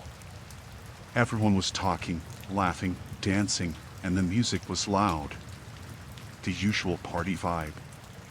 At first, everything felt normal. I grabbed a drink and joined the crowd near the back, just people watching mostly. After a while, I started to notice someone who didn't fit in. He was standing off to the side, not talking to anyone, just watching. I'm not sure why it stood out to me at first. He was dressed in dark clothes, not formal but also not like the casual partygoers. He had a serious expression, almost like he wasn't there to have fun, just observing. I didn't think too much about it at the time. Maybe he was just a quiet guy, or someone who didn't know anybody but still came anyway. But there was something strange about the way he stood. It wasn't the usual kind of wallflower thing where someone just hangs back and doesn't engage. This guy didn't just look bored or awkward. He was scanning the room, his eyes moving fast, from person to person, always looking. It was as if he was taking inventory of everyone there, and that made me uneasy. I saw him a few more times throughout the night. He never moved from his spot near the edge of the room, but he was always watching. It was like he was studying us. I tried to push the feeling away, telling myself I was just overthinking it. People get weird at parties, right? Maybe he was shy, maybe he was drunk and just zoning out. But the way he never interacted with anyone, how he just stood there, watching, made me feel like I wasn't imagining it. Around 2 a.m., the music started to get louder, the crowd started to get rowdier, and I figured it was about time to head home. I didn't know anyone very well at the party, and I was starting to feel like I was just standing there, staring at the same faces for hours. As I turned toward the door to leave, I saw him again, still in the same spot, still looking. But this time, something was different. I walked toward the door, but I noticed out of the corner of my eye that he was moving. He didn't walk like someone who was just heading for the kitchen or to the bathroom. It wasn't like he was casually making his way across the room. It was like he was following me without actually moving toward me. I didn't know why, but I could feel his eyes on me. I glanced over at him, and our eyes locked for just a second. I can't explain what happened next. I wish I could. I don't know why it suddenly felt like I was the one being hunted. Maybe it was the way he looked at me, so focused, so intent, like he knew exactly what I was going to do before I did it. I kept my gaze on him for a moment too long, and then I turned back to the door. I was almost out of the room when I felt it. The unmistakable sensation of someone standing behind me. I didn't have to turn around to know it was him. I felt him close, too close, and I knew he was following me. I kept walking faster, just trying to get out. My heart was pounding in my chest. My hand was on the doorknob when I heard his voice, soft but unmistakable. Leaving so soon? I froze.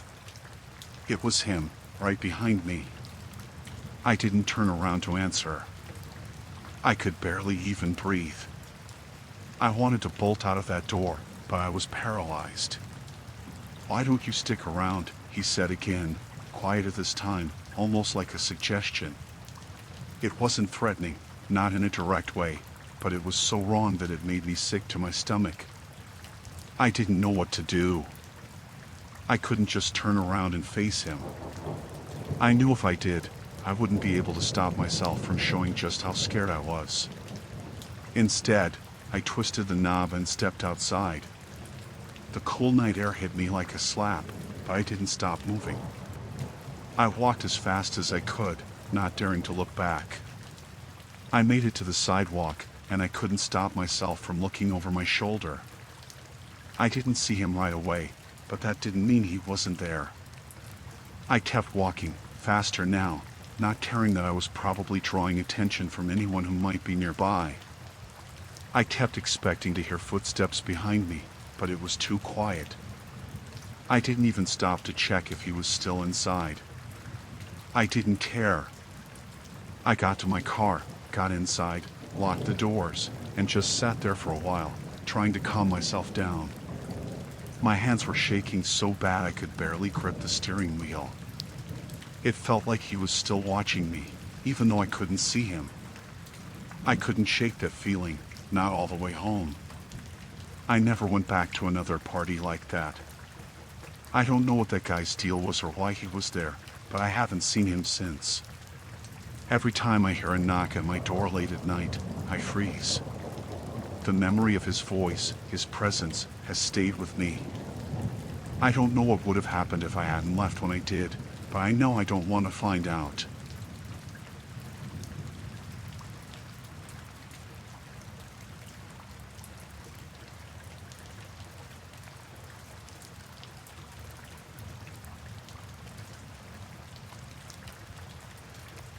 It started out small, something I almost didn't notice at first. After my evening workouts at the gym, I'd see the same men hanging around the parking lot. At first, I thought it was a coincidence. The gym wasn't in the best part of town, but it wasn't the worst either. There were a few businesses nearby, and I assumed he was waiting for someone. He wasn't particularly striking, medium build, plain clothes, dark hair. The kind of person you wouldn't give a second glance to. The first couple of times, he was just there, leaning against a car or standing near the streetlight, looking at his phone. I didn't think much of it.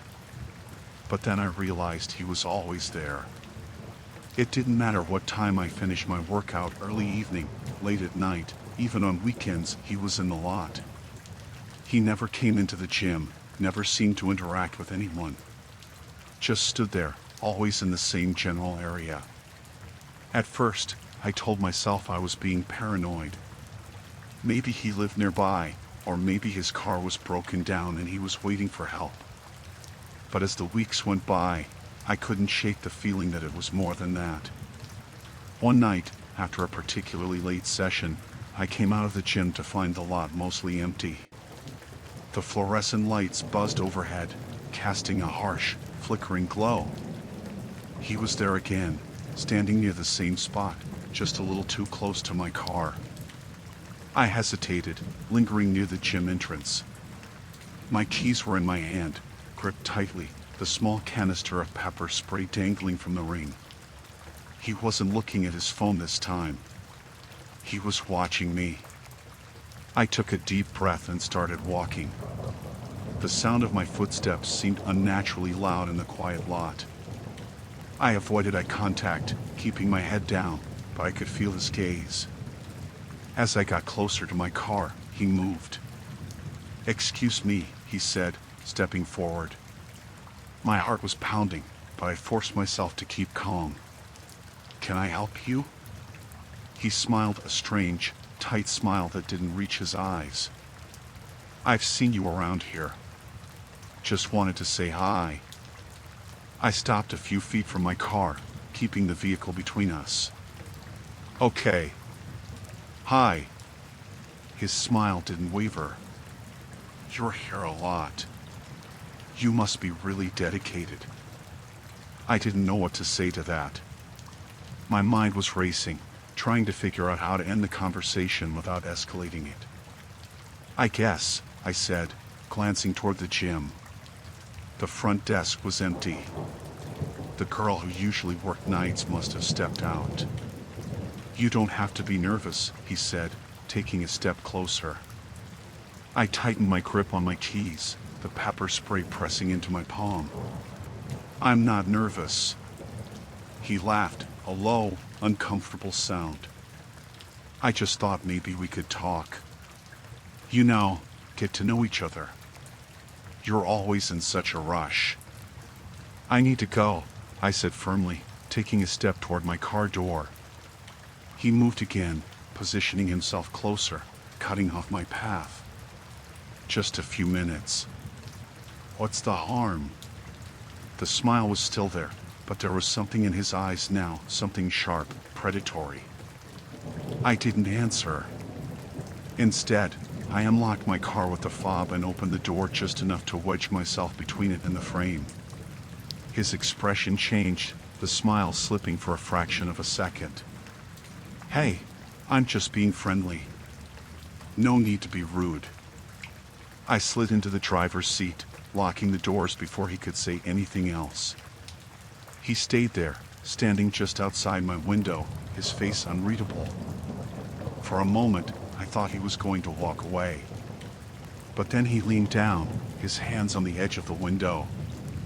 "You don't have to be like that," he said, his voice quieter now, almost a whisper. I started the engine, the sound cutting through the silence. His eyes didn't move from mine. As I pulled out of the parking spot, he stepped back, his hands falling to his sides. I drove out of the lot as quickly as I could, my hands trembling on the wheel. In the rearview mirror, I saw him standing there, watching me go. I didn't sleep much that night. The next day, I called the gym and reported what happened. The manager assured me they'd look into it, maybe even review the security footage, but I didn't feel reassured. For the next week, I changed my routine, going to the gym at different times. But every time, I found myself scanning the parking lot, my stomach twisting into knots when I didn't see him and twisting even tighter when I did. It wasn't until a Friday night that things escalated. I had just finished my workout and was heading to my car when I noticed him again. This time, he wasn't standing near the lot. He was sitting in a car, parked a few spaces away from mine. As I walked past, the engine started. I didn't look at him, didn't slow down. My heart was racing, every nerve on edge. I got into my car and locked the doors, my fingers fumbling with the keys as I started the engine. The headlights of his car turned on. I pulled out of the lot, my hands gripping the wheel so tightly they ached. He followed. At first, I told myself it was another coincidence. But as I made turn after turn, he stayed behind me, always at a distance but never too far. I drove aimlessly, trying to lose him, but no matter where I went, he was there. Finally, I spotted a gas station up ahead, brightly lit with a few cars in the lot. I pulled in, parking as close to the entrance as I could. He drove past, his car slowing just enough for me to catch a glimpse of his face. I stayed in the station for almost half an hour, pretending to browse the shelves. When I finally got back to my car, he was gone. That was the last time I saw him, but it hasn't stopped me from looking over my shoulder, from checking the parking lot every time I leave the gym. I don't know who he was or what he wanted, but I know I'll never forget the look in his eyes.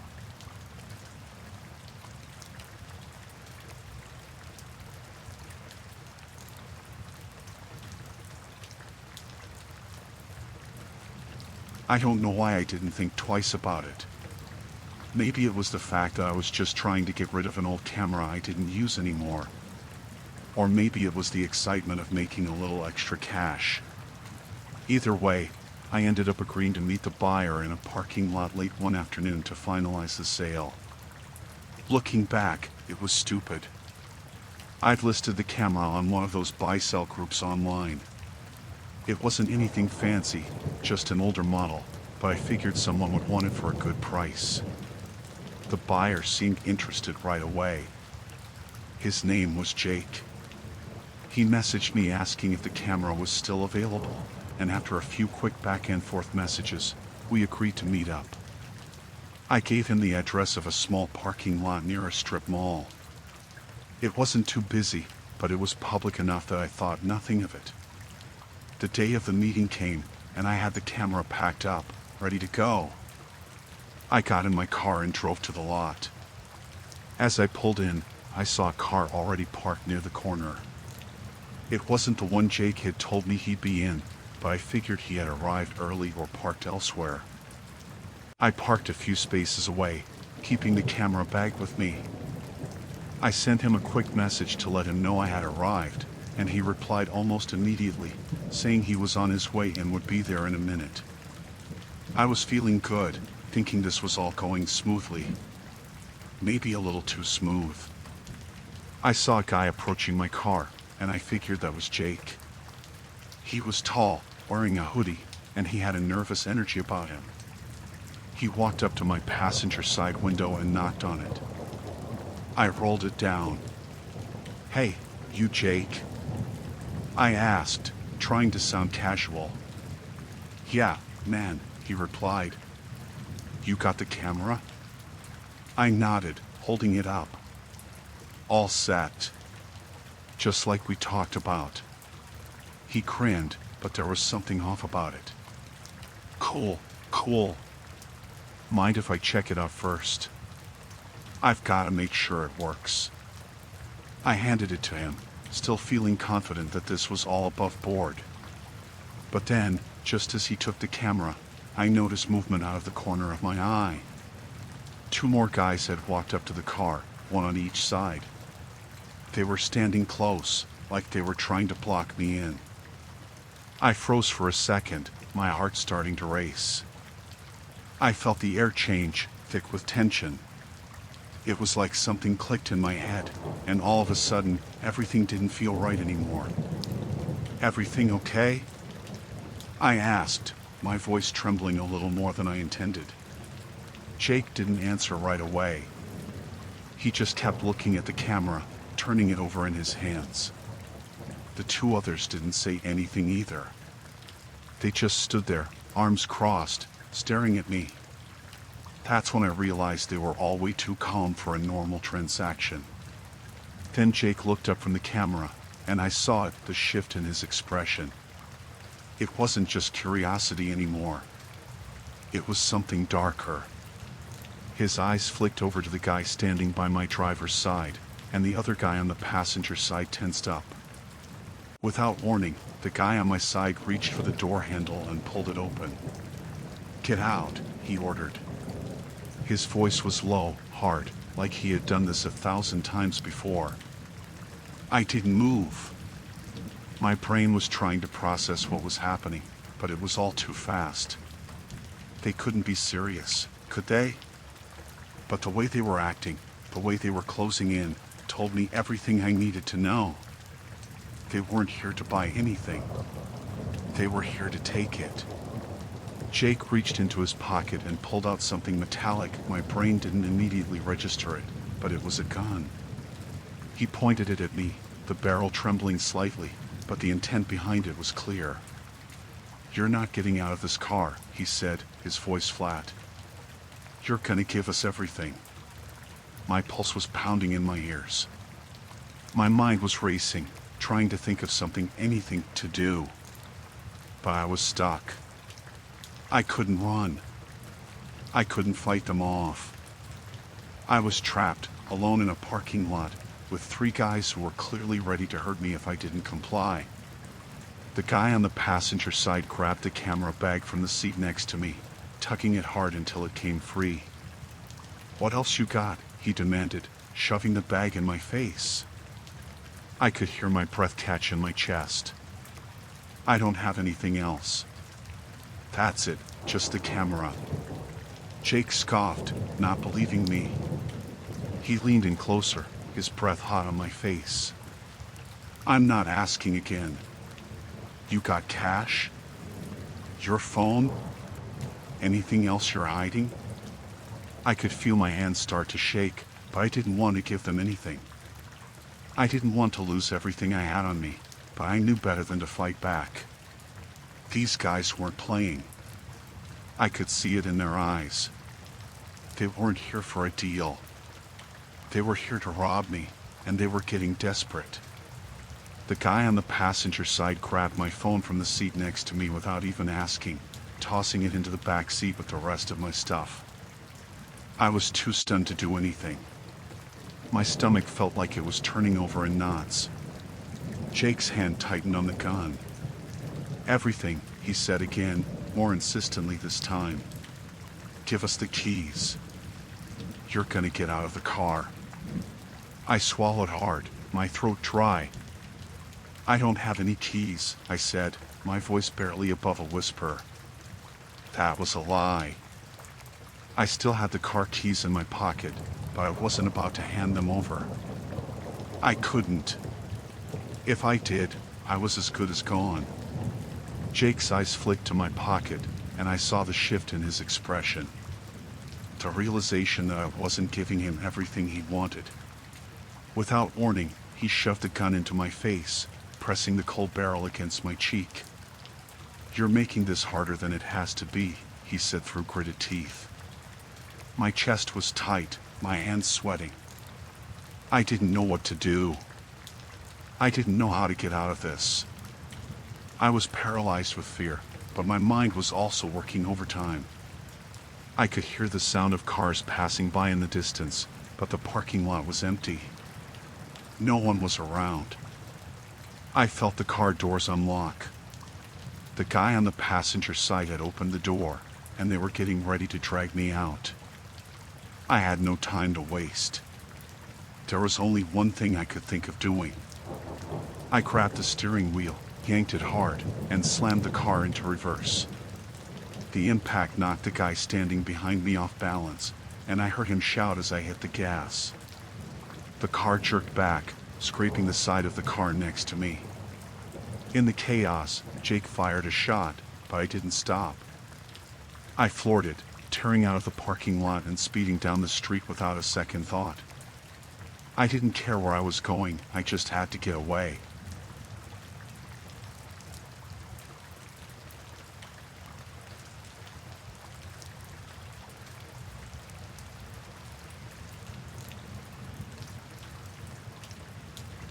I never thought much about picking up hitchhikers, but it was late, and the rain had started coming down hard.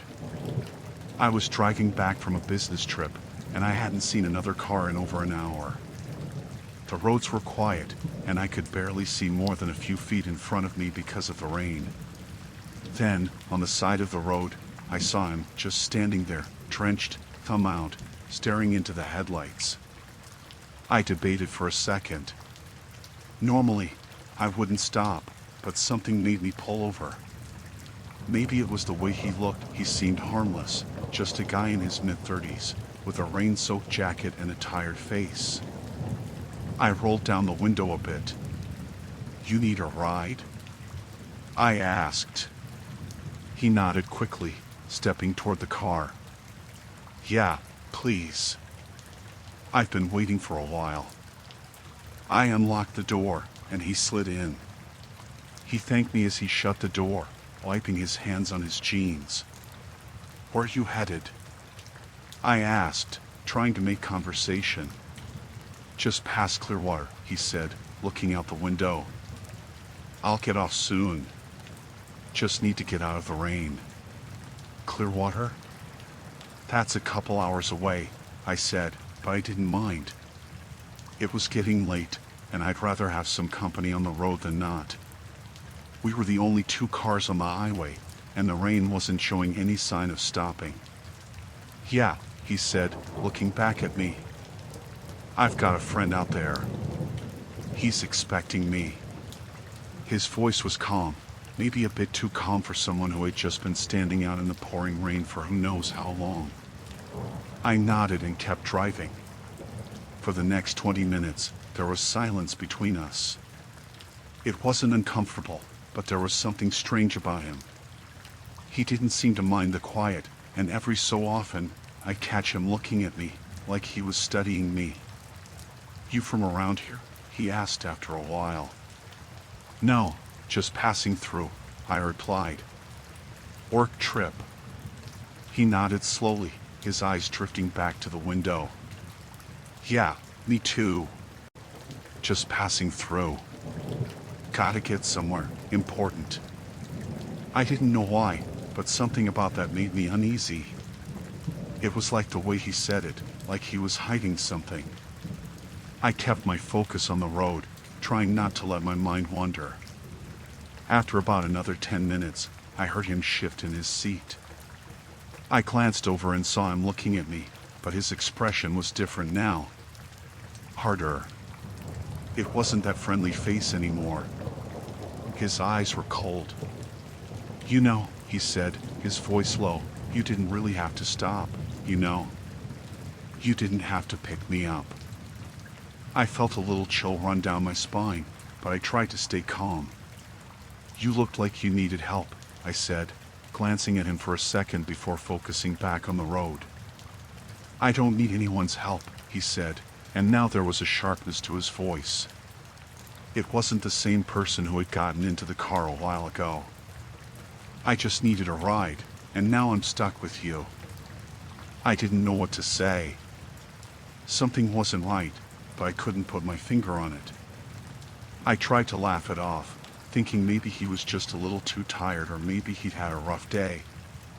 "It's all right," I said, trying to lighten the mood. Just trying to be friendly. He didn't respond. The air in the car had shifted. It wasn't the rain anymore, but something about the way he was sitting in his seat, his eyes locked on me, made the car feel smaller. He was still staring at me, unblinking. My hands gripped the steering wheel a little tighter. You should probably get out when we hit the next exit, I said, trying to keep my voice steady. He didn't move. Didn't say a word for a long time. I glanced at him, just as the headlights cut through the rain. "Hey," I said. Before I could finish, he suddenly reached forward, grabbing the door handle like he was about to throw it open. I swerved to the side, almost hitting the guardrail. My heart pounded in my chest as I tried to regain control of the car. "Stop!"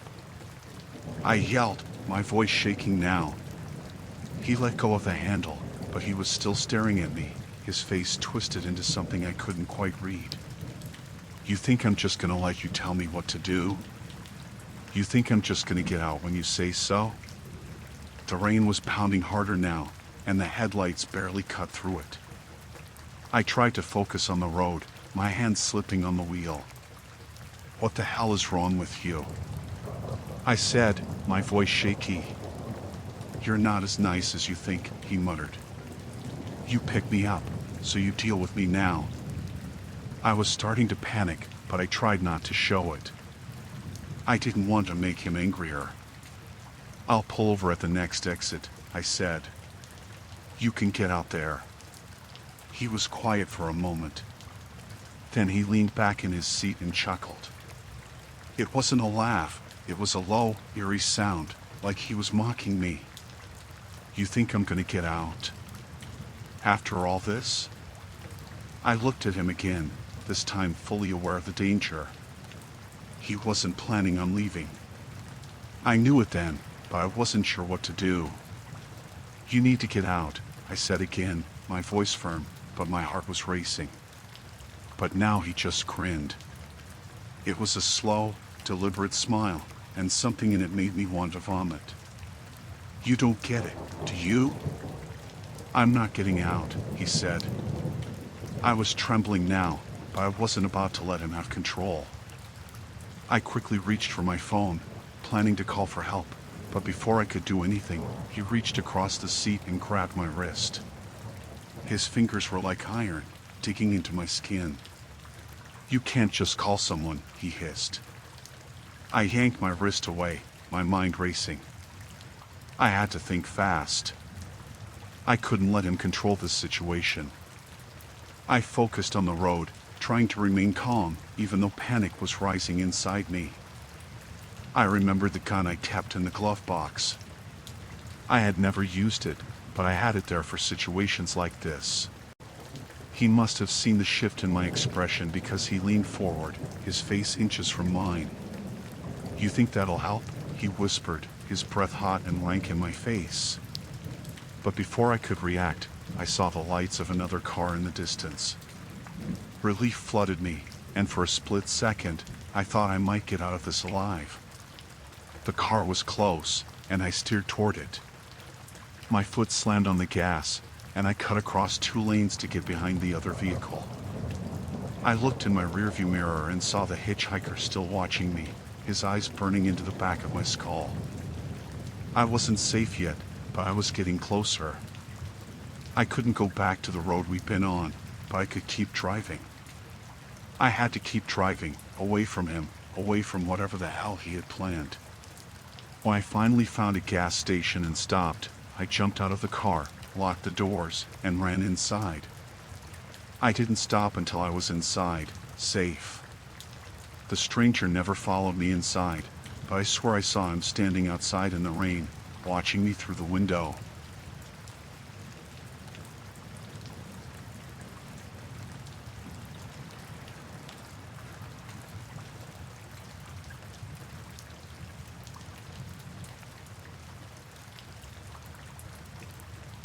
I've been debating whether or not I should post this. It feels too weird to even talk about, but it's something that's been haunting me since it happened. I don't even know if I can make anyone understand just how strange and unsettling it was. But I have to get it off my chest. My boyfriend, Ben, and I were looking for a quiet weekend getaway. We've been dating for a little over a year, and we both needed a break from work. Something peaceful, somewhere remote, away from the noise of the city. We found this Airbnb listing in the middle of nowhere, an isolated cabin in a small rural town with nothing around it but woods. Perfect for getting away from everything, or so we thought. The place looked charming in the photos, rustic and cozy, with wooden beams, a stone fireplace, and big windows. The host's profile was friendly enough, and the reviews were good, though there weren't many. The ones that were there seemed fine, nothing that stood out as unusual. So, we booked it. It was about a 4-hour drive, and we didn't mind the isolation. It felt like a perfect escape. We arrived in the late afternoon. The cabin sat by itself on a dirt road surrounded by dense trees, the kind of place you wouldn't want to be caught in after dark. But it looked charming, and the air smelled fresh. The first impression was good. The host, a man named Earl, greeted us. He was older, maybe in his mid-60s, with graying hair and a warm smile. He gave us a brief tour of the place, showing us the main living area, the kitchen, the bedroom, and a couple of other rooms. The cabin was small but nice, with just enough room for us to settle in and relax. Earl told us that if we needed anything, to just let him know, and that he'd leave us to enjoy the place. It was all very normal until he mentioned something about a crawl space. "Just be careful up there," he said, pointing to a small door in the ceiling of the hallway. "It's a little tight. I've kept it locked up for years. You don't need to worry about it." I didn't think much of it at the time. We were just looking forward to a quiet weekend, and the mention of a locked crawl space didn't seem all that strange. Earl left after showing us everything, and we were left to ourselves. That evening, we settled in. Ben and I had some drinks, cooked a simple dinner, and enjoyed the peace and quiet. It was nice. We went to bed early, both of us glad to have a break. But around 3 a.m., I woke up for no particular reason. I didn't hear anything, but I just couldn't fall back to sleep. I tossed and turned for a while, then decided to go to the bathroom. When I walked down the hallway toward the bathroom, I saw just a small, faint light coming from the edge of the crawlspace door. It was cracked open, barely noticeable unless you were looking closely. At first, I figured I had imagined it. Maybe I was just half asleep, but curiosity got the better of me. I approached it slowly, leaning in close. I could hear faint rustling, almost like something shifting inside. Maybe it was just an animal or the house settling.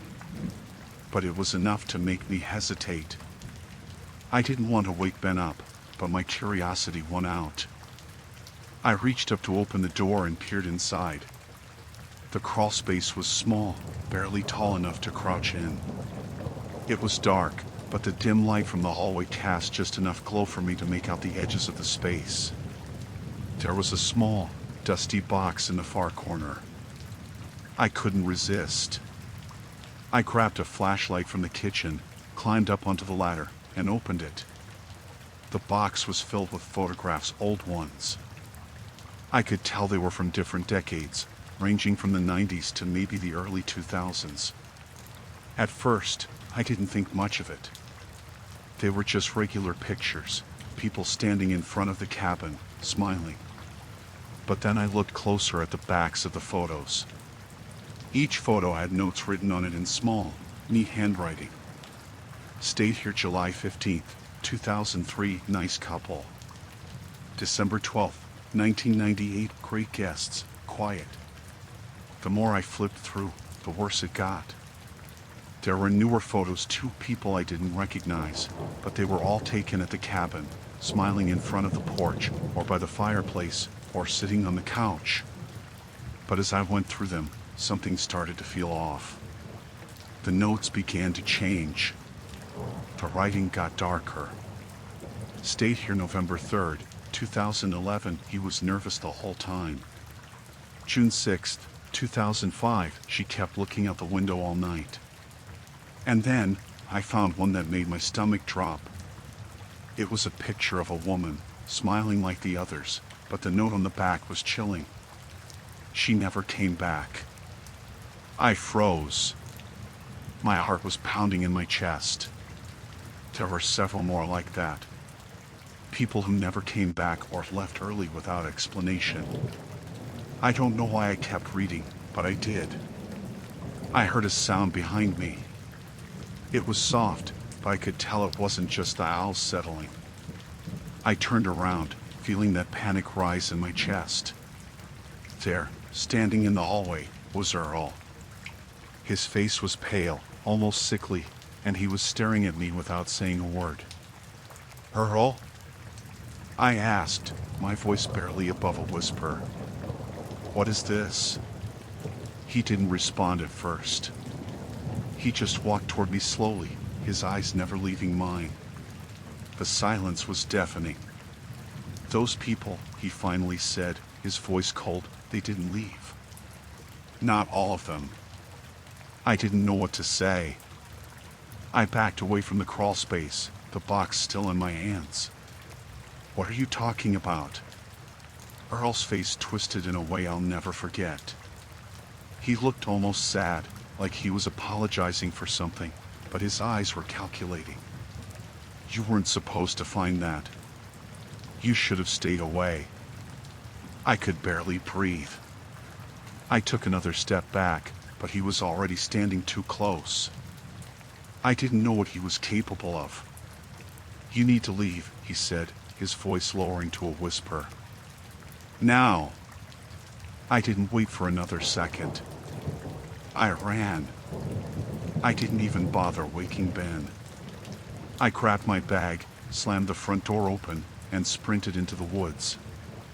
I heard him calling after me, but I didn't stop. I never looked back. The next morning, I drove back home. Ben was confused when he woke up and saw I was gone, but I didn't tell him everything. I don't think he'd believe me if I did. But I can't shake what I found in that crawl space. The photos. The notes. Earl's face. The people who didn't leave. I haven't been back to that cabin, and I won't. I don't know what would have happened if I'd stayed another night. I don't ever want to find out.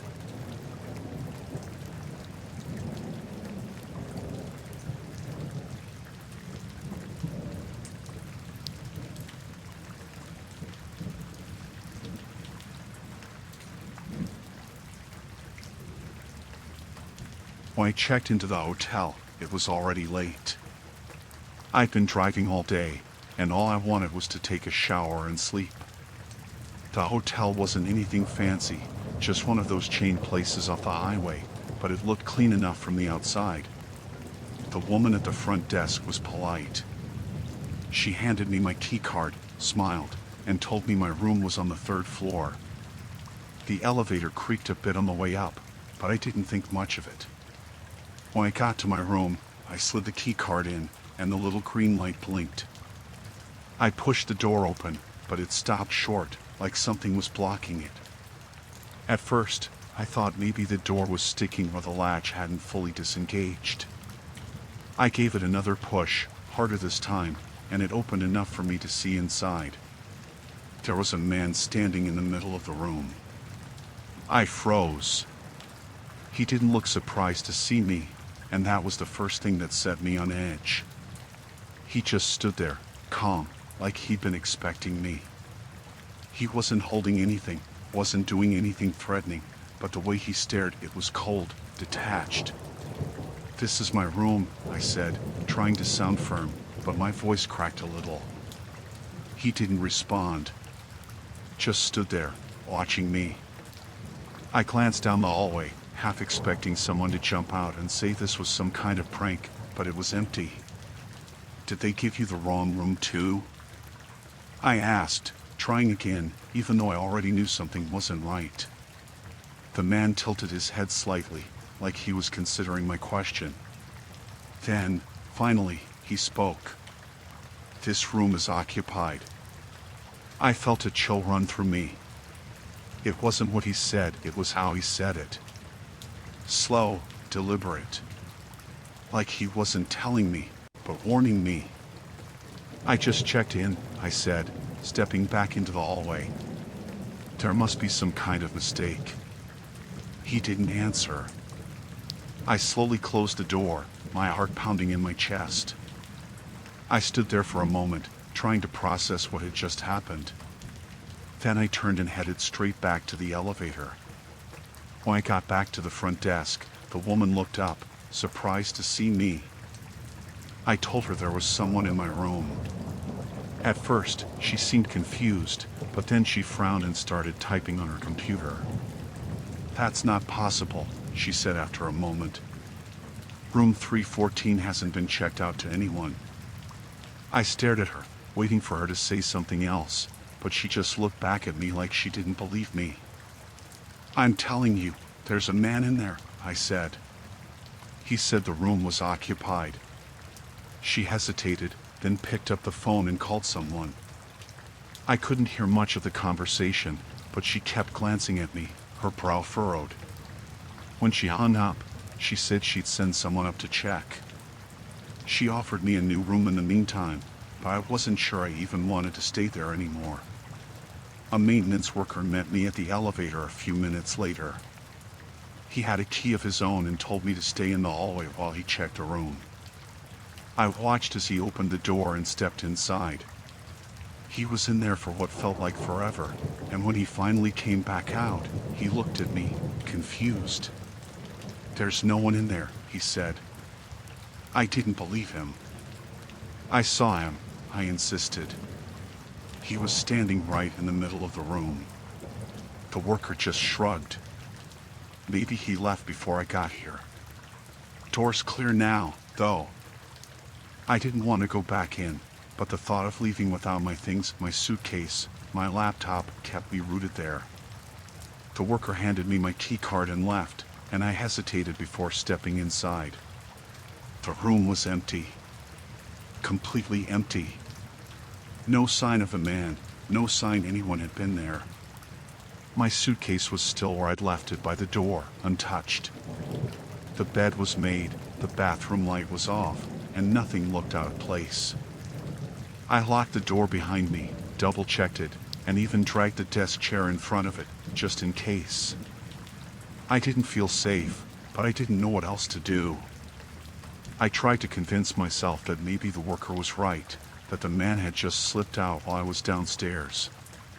But then I noticed something. The room smelled faintly of cigarettes. It was subtle, but definitely there.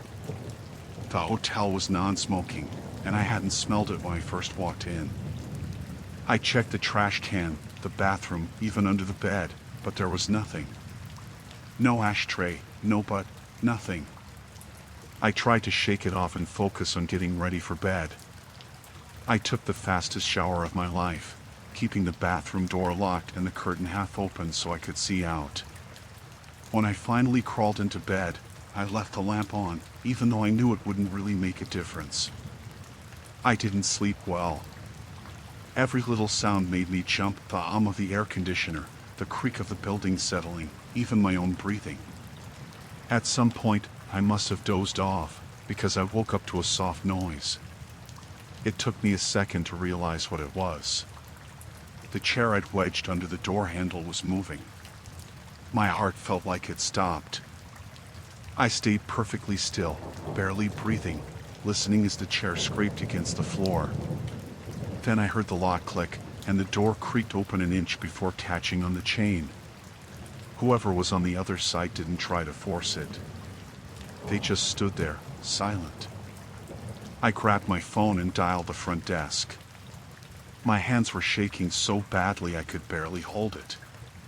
When the woman answered, I whispered that someone was trying to get into my room. She said she'd send security up immediately. I didn't move until I heard footsteps in the hallway and a man's voice calling out, asking if everything was okay. When I opened the door, there were 2 security guards standing there. I told them what happened, and they checked the hallway, but it was empty. The only thing they found was the chair, still sitting in the middle of the room. I checked out first thing in the morning. The woman at the desk apologized and said she didn't know how it could have happened. She offered me a refund, but I didn't care. I just wanted to leave. I still don't know who that man was or how he got into the room. The door had been locked, and the only key card should have been mine in the hotel's. But I know what I saw, and I know someone tried to come back later that night.